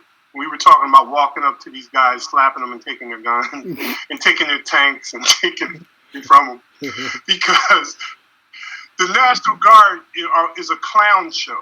It's a clown show. It's a place where old soldiers die, and that's pretty much what it is. And I'm not saying that they couldn't create. I can't imagine a National Guard being in a real battle. I just can't. I'm sorry. Half of them probably don't know how to use their equipment. They're weekend warriors. Yeah. You know. Yeah. So I can't take the. Me personally, I just can't. You know, I've been around those guys. I trained with them. I've trained some of them. I was in the reserves when I was in college, and you know, guys sitting around playing video games, drinking, joking, whatever, and they're supposed to be training. Yep. You know, that's when you do their weekend drill. BS on their weekend drills most of the time. You know, so but the public, these movies make the National Guard seem like a higher, capable that can suppress the people and this and. It's all about looking official. It's all about, you see a tank rolling down the street, and oh my God, you know, there's nothing we can do. We got to give in. We got to do whatever. I mean, you know, that's what most people do. They give in because they're truly powerful enough to dominate the situation when really they're not. They're not even trained to do it. You know, so I just wanted to say that the weekend warriors and the National Guard is a joke. I feel you. My opinion. I've known I've known quite a few people who were in the reserve, National Guard, just doing their training on the weekend, and yeah, they don't seem like the fit to fight. You know what I'm saying? They're not all that intimidating. They're not all that highly trained. It's like that principle of use it or lose it. Exactly. That applies. You know, and these people are not using their military training on a regular basis. Exactly. Enough to stay sharp enough to subdue the population. So yeah, okay. All right, it's good getting another perspective on these things. But the average person don't know this. You know what I mean? The average person think, oh my God, they're rolling out the National Guard. Oh my God, they're moving tanks on rails. Oh my God. No, right, bro. Right. It ain't that deep. It really ain't that deep. For real.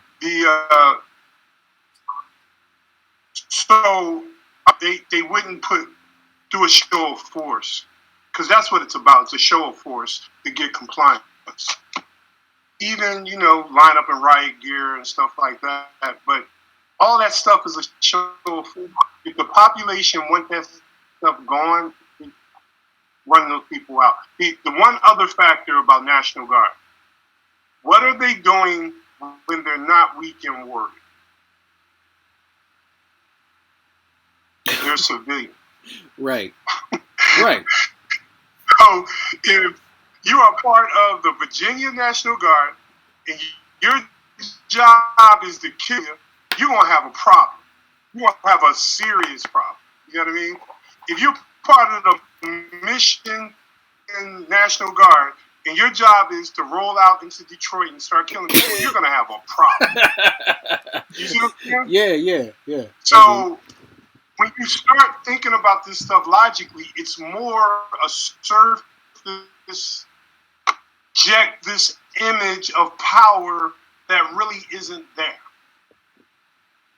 It's not there as much as, you know. And I'm just snitching. That's all. I'm snitching on the fakeness. A lot of this stuff. Oh no. People need to hear about this. People need to know this stuff because when we see these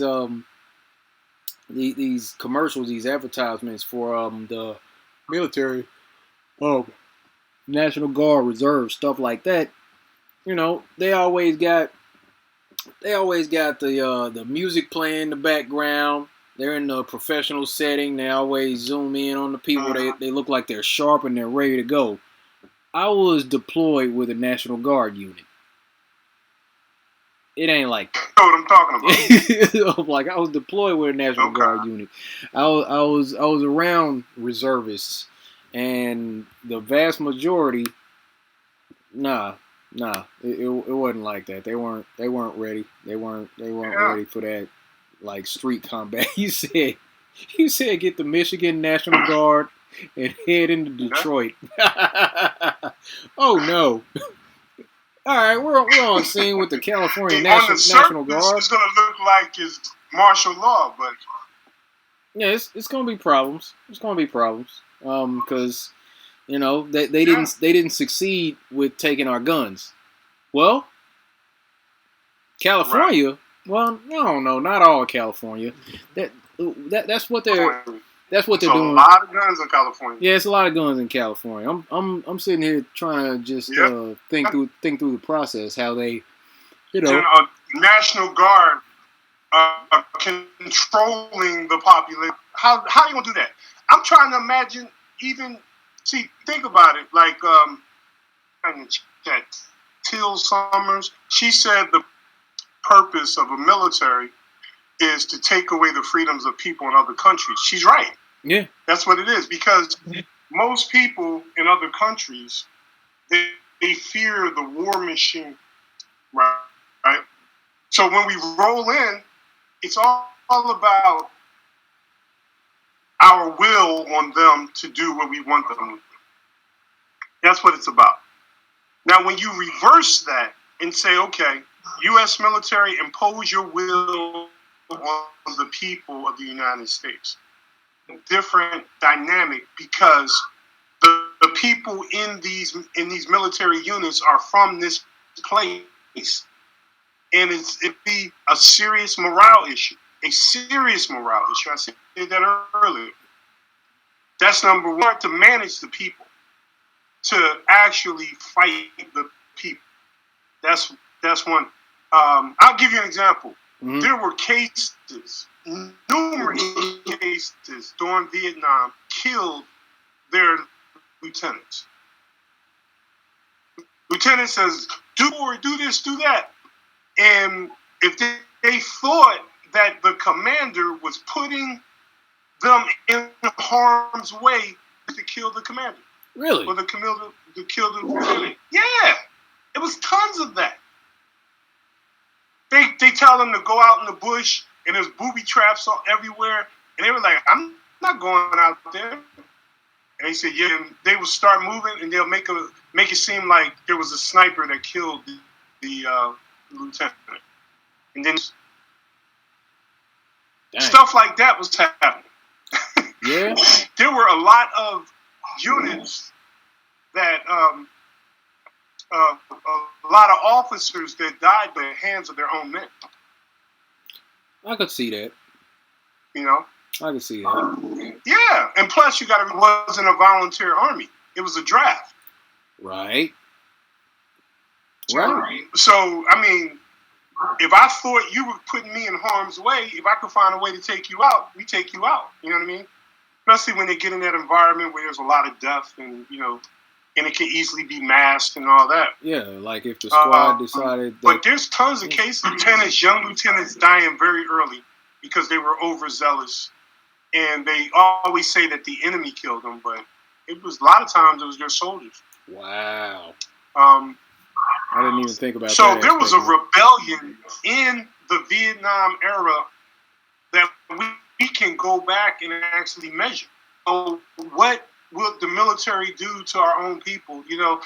There's a history of I'll give you another statistic. Going as far back as like the Civil War, right? 80% shots that they shot over the heads of the enemy.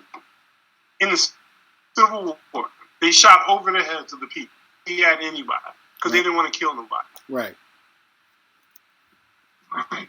Now, we always hear about all this death and mayhem and stuff like that, but most of that is through bombs.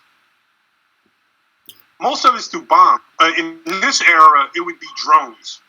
Drones killing people. Now, it may be a lot easier to kill people with drones because you're not there. You know what I mean? Video game, you put your crosshairs. Right. But they got that same system in tanks. They got that same system in ships, shooting at targets. But change the dynamic of that. You're shooting at opposition in New York military. What toll would that take on that individual who's from the United States? Shooting on people in the United States. Yeah. I'm telling you, man, why I think the military will not be as detrimental as we think they will be. Every single person is wired into the internet. They listen to the same videos. They hear the same conspiracies. They watch YouTube. They do what we do.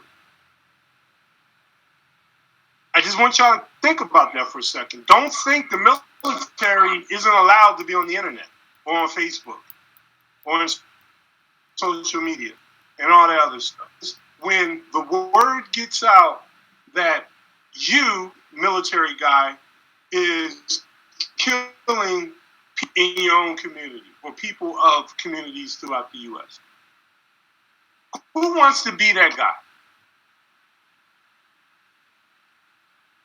I would not want to be that led the campaign to destroy Philadelphia, to destroy New York, or to destroy or Seattle or whatever. I would not want to be that guy. Where am I going to live when everything is done? Exactly.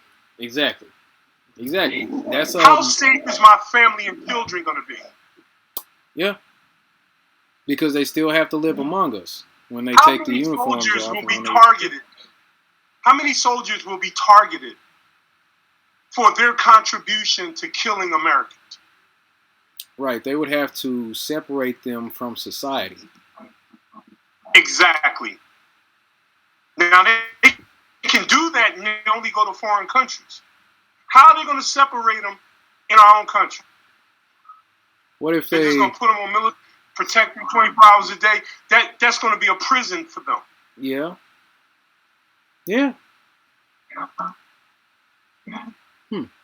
Just something to think about. No, that's good. That was a good thought exercise because I hadn't even considered that. And well, I mean, I haven't like lately. I mean, I think about this stuff, but yeah, I mean that does bring a new aspect of it because everybody's not going to go along with it.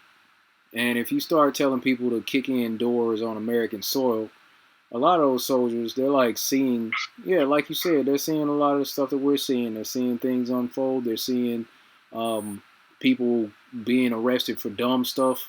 The lady trying to open her salon, so she talks to the judge. So I mean, there was this judge in Texas, right? This lady's got a salon in Dallas, and she gets arrested for opening up her salon. And the judge is like, okay, we can give you a sentence of 7 days in jail and a $7,000 fine, using sevens for some reason or another. And we could drop that if you just agree to close the doors of your salon and apologize for being selfish.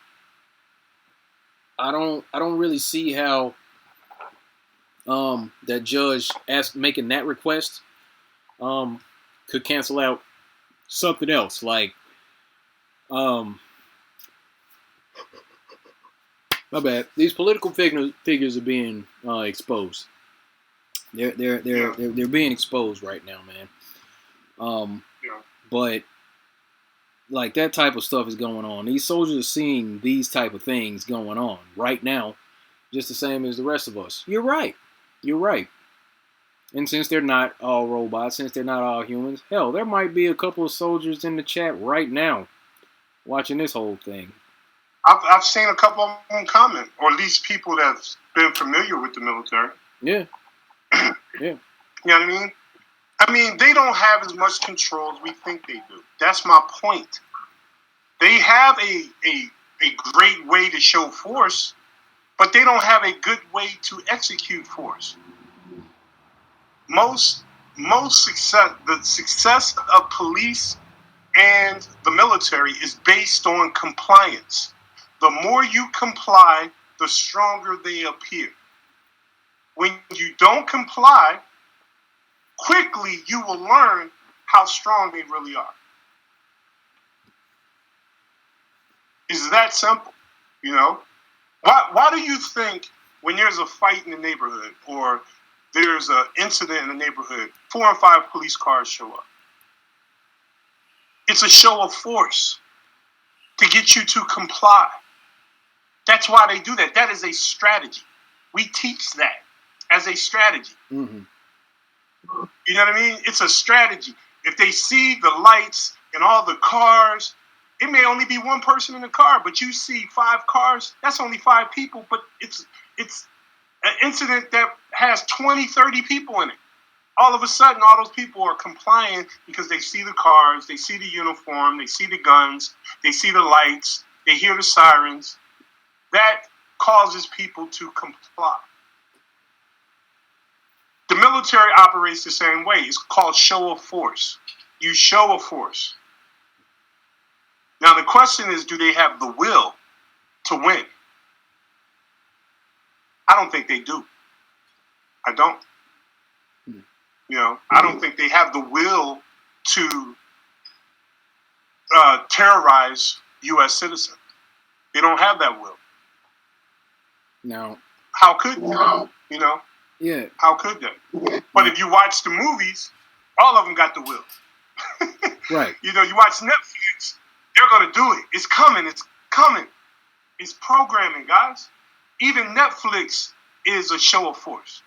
It's to get you to fear the cops and to get you to fear the military. It's all by design. Okay. I forgot what I was about to say. I was reading the comments. I'm sorry. I'm running my mouth too much. Let me shut up. No. I was like listening to you. I was reading the comments. D. Fulton said, "What makes y'all think they're going to use United States military?" And that's another thing that came up years ago. I want to say it was like Operation Jade Helmet. No, it wasn't Jade Helmet. Jade Helm.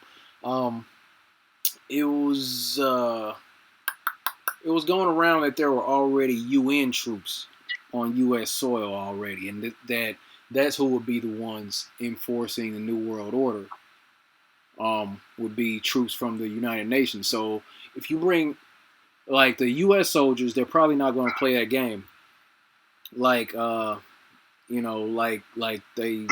like we see on the movies, because we know that, like you said, there's going to be that conflict, that mental conflict of U.S. soldiers on U.S. soil putting United States citizens into detention camps or enforcing mandatory vaccinations and all of that. It's like they'll have a issue doing that. So instead of using the U.S. military, another aspect could be to use like UN troops, bring in the blue helmets, and let them do that type of stuff. And I feel like that might lead up to another conflict, if at all possible. Because then our military might go against. I don't know, man. This could go a whole lot of different ways. Different ways, exactly. Well, first we got to clarify, because I work with UN troops. Okay. We gotta and people who don't know, right? Who are the capable UN troops?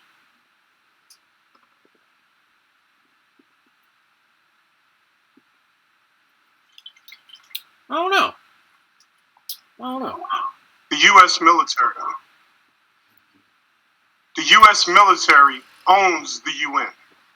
We are the largest force of the UN. The United Nations is in New York.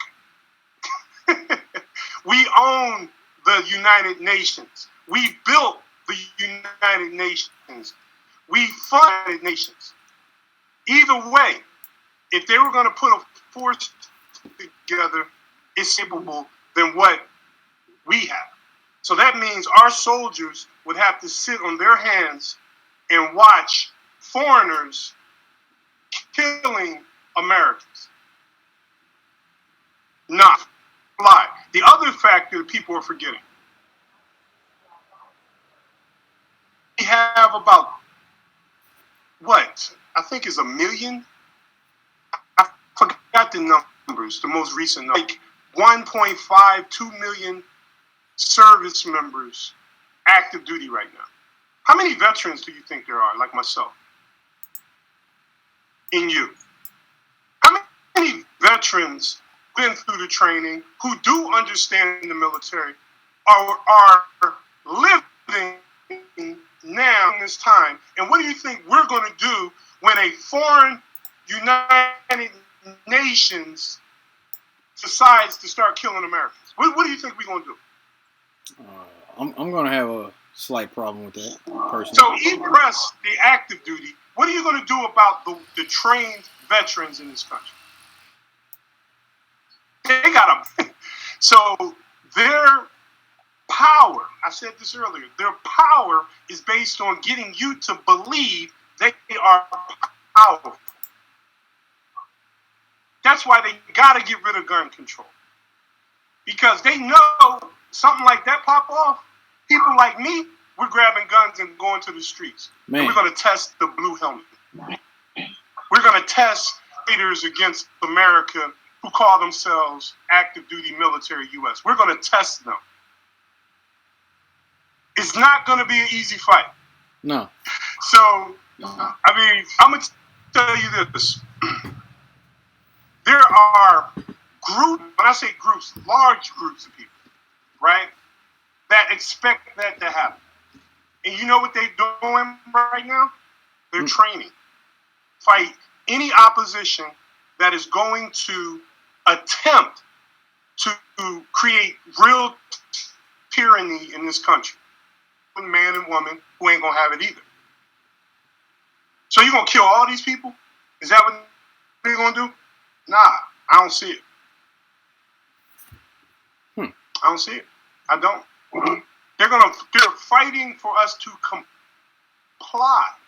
Because to get us to comply destroys their plan. The more we walk around with face masks, we give them. I haven't worn a face mask since this thing started. Nope. I refuse. Nope. I've told lies. I've said it's against my religion. I said wearing a face mask is against my religion. I ain't got no religion. I have a medical. I can't keep anything over my nose and mouth. I've said all types of stuff. No, I have a breathing condition. I am not complying in any way. No. I'm saying I've been kind of the same way over here, man. I haven't worn a mask not one time, not once. Luckily, I work in an area where like my site supervisor, he's not wearing. He's not wearing a mask. Yeah, I understand. There's people that do wear them because they got no choice.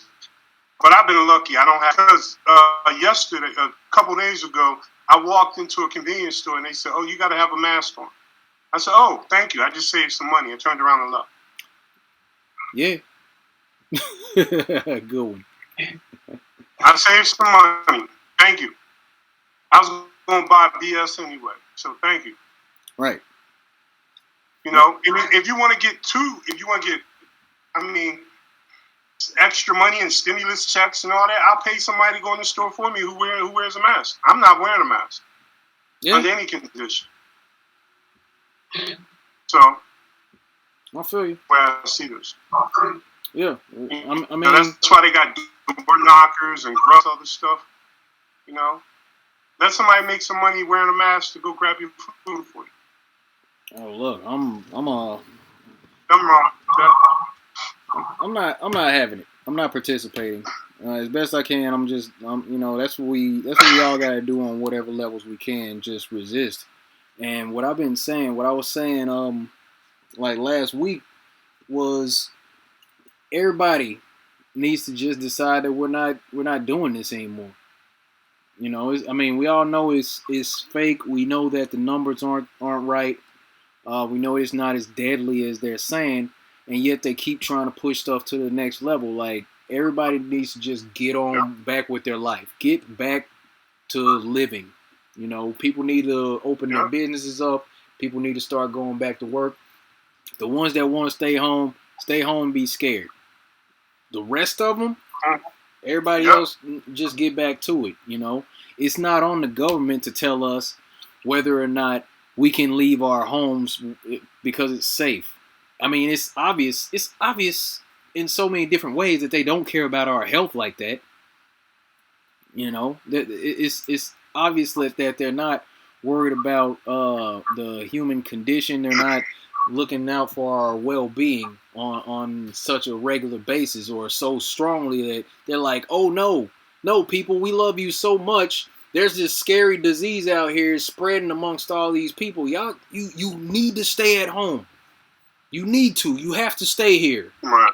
We don't look. We're worried about you. This is for your safety. They're gonna keep pushing and pushing and pushing and saying every step of the way, it's for your own good. It's for your safety. It's for the greater good.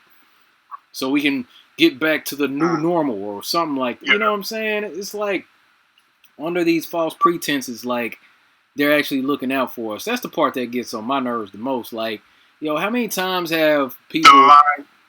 Yeah, the deception of it. It always comes back down to the deception of it. I'm like, y'all out here lying to people about what's going on and pushing this stuff, and it doesn't take a whole lot of common sense to come to the realization that the government does not care about us.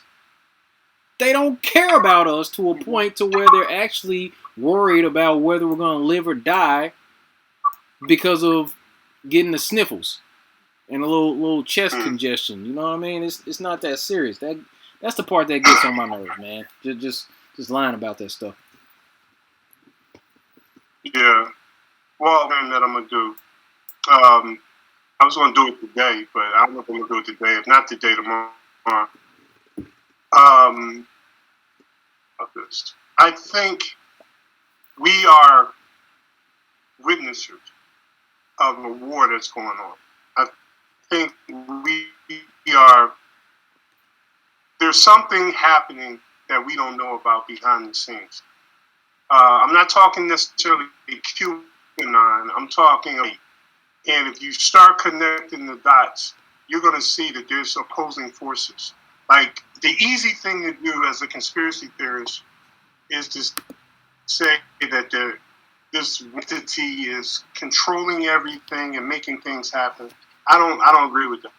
I used to think like that more. I think there is a conscious effort by individuals to fight against what's happening. Mm-hmm. But to do that, they have to do it. So many of us are so misguided. So many of us believe what CNN says, what CSNBC says. So many of us believe everything that is before them. You know, the critical thinking is at an all-time low. So because of that, the opposing force to what's happening covertly. I think there's a covert fight occurring right now. And we are collateral and also witnesses of what's happening. And again, QAnon and all that, those people are hopeful that that's happening, but they're making up a lot of shit. You know what I mean? They're making up. I think I'm not going to go as far as QAnon. I'm going to say that I think that there's a real, because how could it not be? How could there not be someone with the mentality that we have, in opposition at a higher level? There has to be. You know what I mean? There's some moves to what's happening right now. And if they came out, how many people would believe them? How many people believe us? Yeah. You see what I'm saying? If we got on a national TV right today and we start telling people what we know and start sharing what we know, how many public would look at us like we were crazy? So if you worked in government, let's say you've been in government 20, 30 years, right? And you got to a high-ranking position, and you see this happen, would you be in opposition of it? Absolutely. But how could you stop it? You would have to do things behind the scenes. Things that the public isn't privy to because the public can't handle it because they believe the media tells them. So if I'm going to fight, I'm going to have to do it covertly. So saying that QAnon, the concept, the concept isn't a potential is to be naive. If you understand human nature being opposition to change, and right now they're trying to change something. They're trying to change from where what I say is probably a more controlled socialist society. There's people against that. You know, I'm gonna dive in deep when I do this live stream. We're gonna talk specifics. We're gonna talk about Donald Trump. We're gonna talk about all these Bill Gates. I mean, you could easily. Well, I'll go there when I do. That's a part of it that I think us in the conspiracy world, we gotta expand our horizons a little bit. Yeah. Everything is not Illuminati, right? Or there is infighting in the Illuminati. You can say it that way, you know. And that infighting is occurring and we're not privy to it. But there's indicators that there's a fight. Like, for example, today, or was it yesterday, Donald Trump basic all of the FBI. Why would he do that if they're all? He slammed all of them. He's basically making a case to disband the FBI. Why would he do that? Agent of all negative things that has ever happened to the people to a degree, right? Yeah. Why would he do that? Why would he have to do that? Same thing. So obviously there's a fight going on. Now the question is, are they fighting for the people? Are they fighting for themselves? I don't know, but there's a fight going on. That's all that really matters. Right. What really matters is recognizing the fight is real. So we in the conspiracy world, we have long stayed away from mainstream media long enough to not be consumed with it. What I challenge my conspiracy brothers and sisters out there to start doing is start looking at it, attempt to see through the lie to see what they really mean. So we can kind of develop a more thesis on what's happening. Because if we just sit back and say the Illuminati's, they're coming to kill us, the Illuminati, oh my God, this, that, you're not even touching the root of the problem. We have to gather as much information piece things together, use critical thinking to try to get to what's really happening, because you're deliberately not telling it. I'm sorry. Oh no, I was listening. So I mean that's where a lot of people get hung up. Because the whole situation, the whole idea of there being battling factions in the background. It's like the whole idea that 100% of those people are Illuminati. 100% of them are compromised. 100% of them, the only way that they got to that level in life is that they've been compromised some way or another. So that's why a lot of people get hung up with that. And I mean, it makes sense. It makes sense to an extent. But at the same time, you gotta look at the aspect of whistleblowers.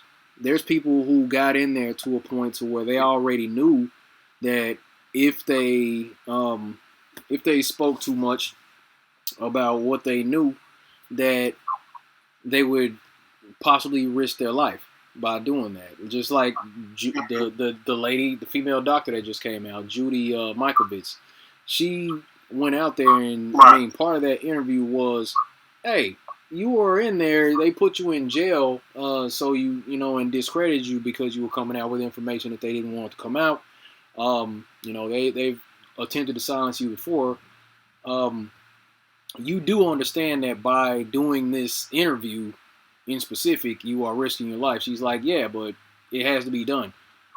Mad respect for her for taking that stance. And there's a lot of people who I believe might very well have that same mentality, that same heart behind them, because you know, everybody that's involved in that stuff, they're not like all about it. It might be people who are in transition up the ranks, who are kind of feeling conflicted inside, who aren't going to go along with it. There, it's like everybody has a breaking point.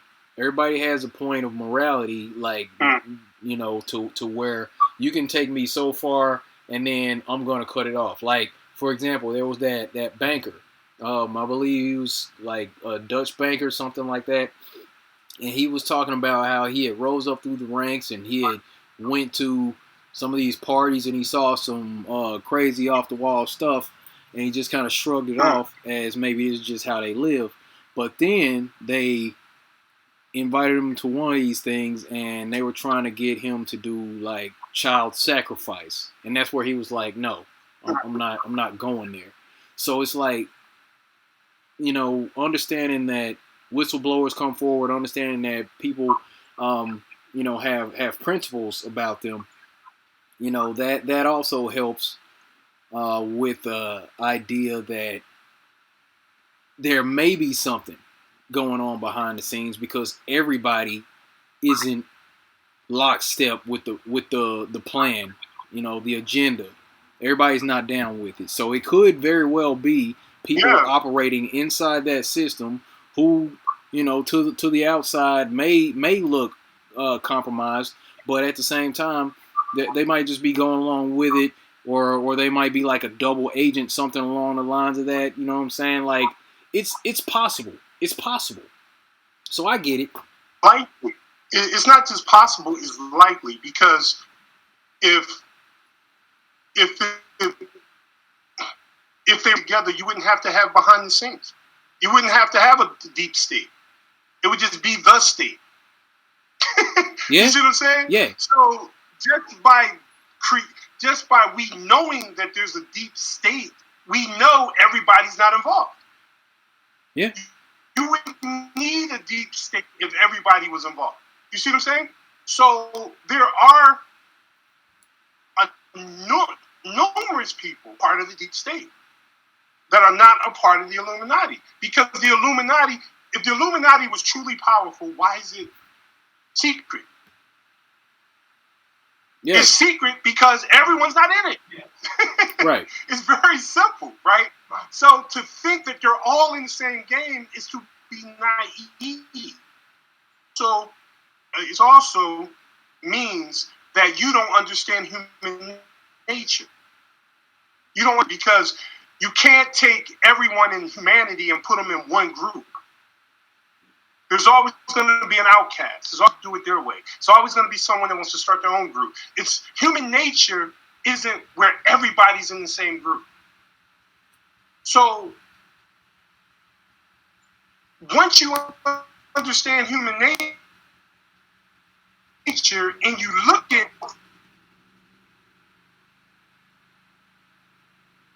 things or people against this, or they make him moves to his own interest. All right, hold You know on. what I mean? Hold Really that thought. Go back about 20 seconds because you had like completely cut out. I want. Oh, yeah, I want people to hear what you said there. So, I be letting my shit out. You know, I can't. I got. Shift gears and downshift. No. I'm saying the audio had cut out for a second. I'm just saying it's obvious that there's opposition. Yep. I mean, you can't have secrets if everybody's in the same game. True. It's not possible. Or deep state or Illuminati, whatever you want to call it. So you have people trying to circumvent a process, and there's going to be people, naturally, there's going to be an opposition to that. We're living examples of that. People on a higher level. Okay. That's good. I like it. We gotta remember that on other levels, because a lot of times we'll forget that it's very easy to say they're all working together. It's very easy to say that. Right. Because you see a bad thing happen, therefore they're all together. Yeah. And there's opposition. Nah. There's opposition. There's some people who aren't. We gotta believe that not 100% of those people are evil to the core. And that they're all marching their orders from the Illuminati to say, okay, you're going to get on here and you're going to say this. You're going to enact this policy. You're going to do this. You're going to enforce this. In order to maintain sanity, you kind of got to believe that there's humanity still, or it's going to look real bleak overall if you believe that everybody is in on it. Because, that just looks... Right. That just sounds crazy. There's a lot of naivety. There's a lot of people that believe certain individuals that's deceiving them. It's a lot of that. You know what I mean? So, what is the problem? Perspective, in my opinion, we don't know what is going on. There's an illusion that we're telling.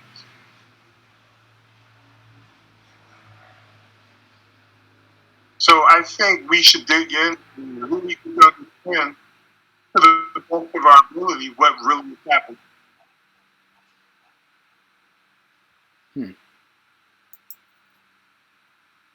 Oh, wait. No, I was reading something in the chat. My bad. Okay. Oh, no. Go ahead. Yes, go ahead, man. Chill. Nothing, man.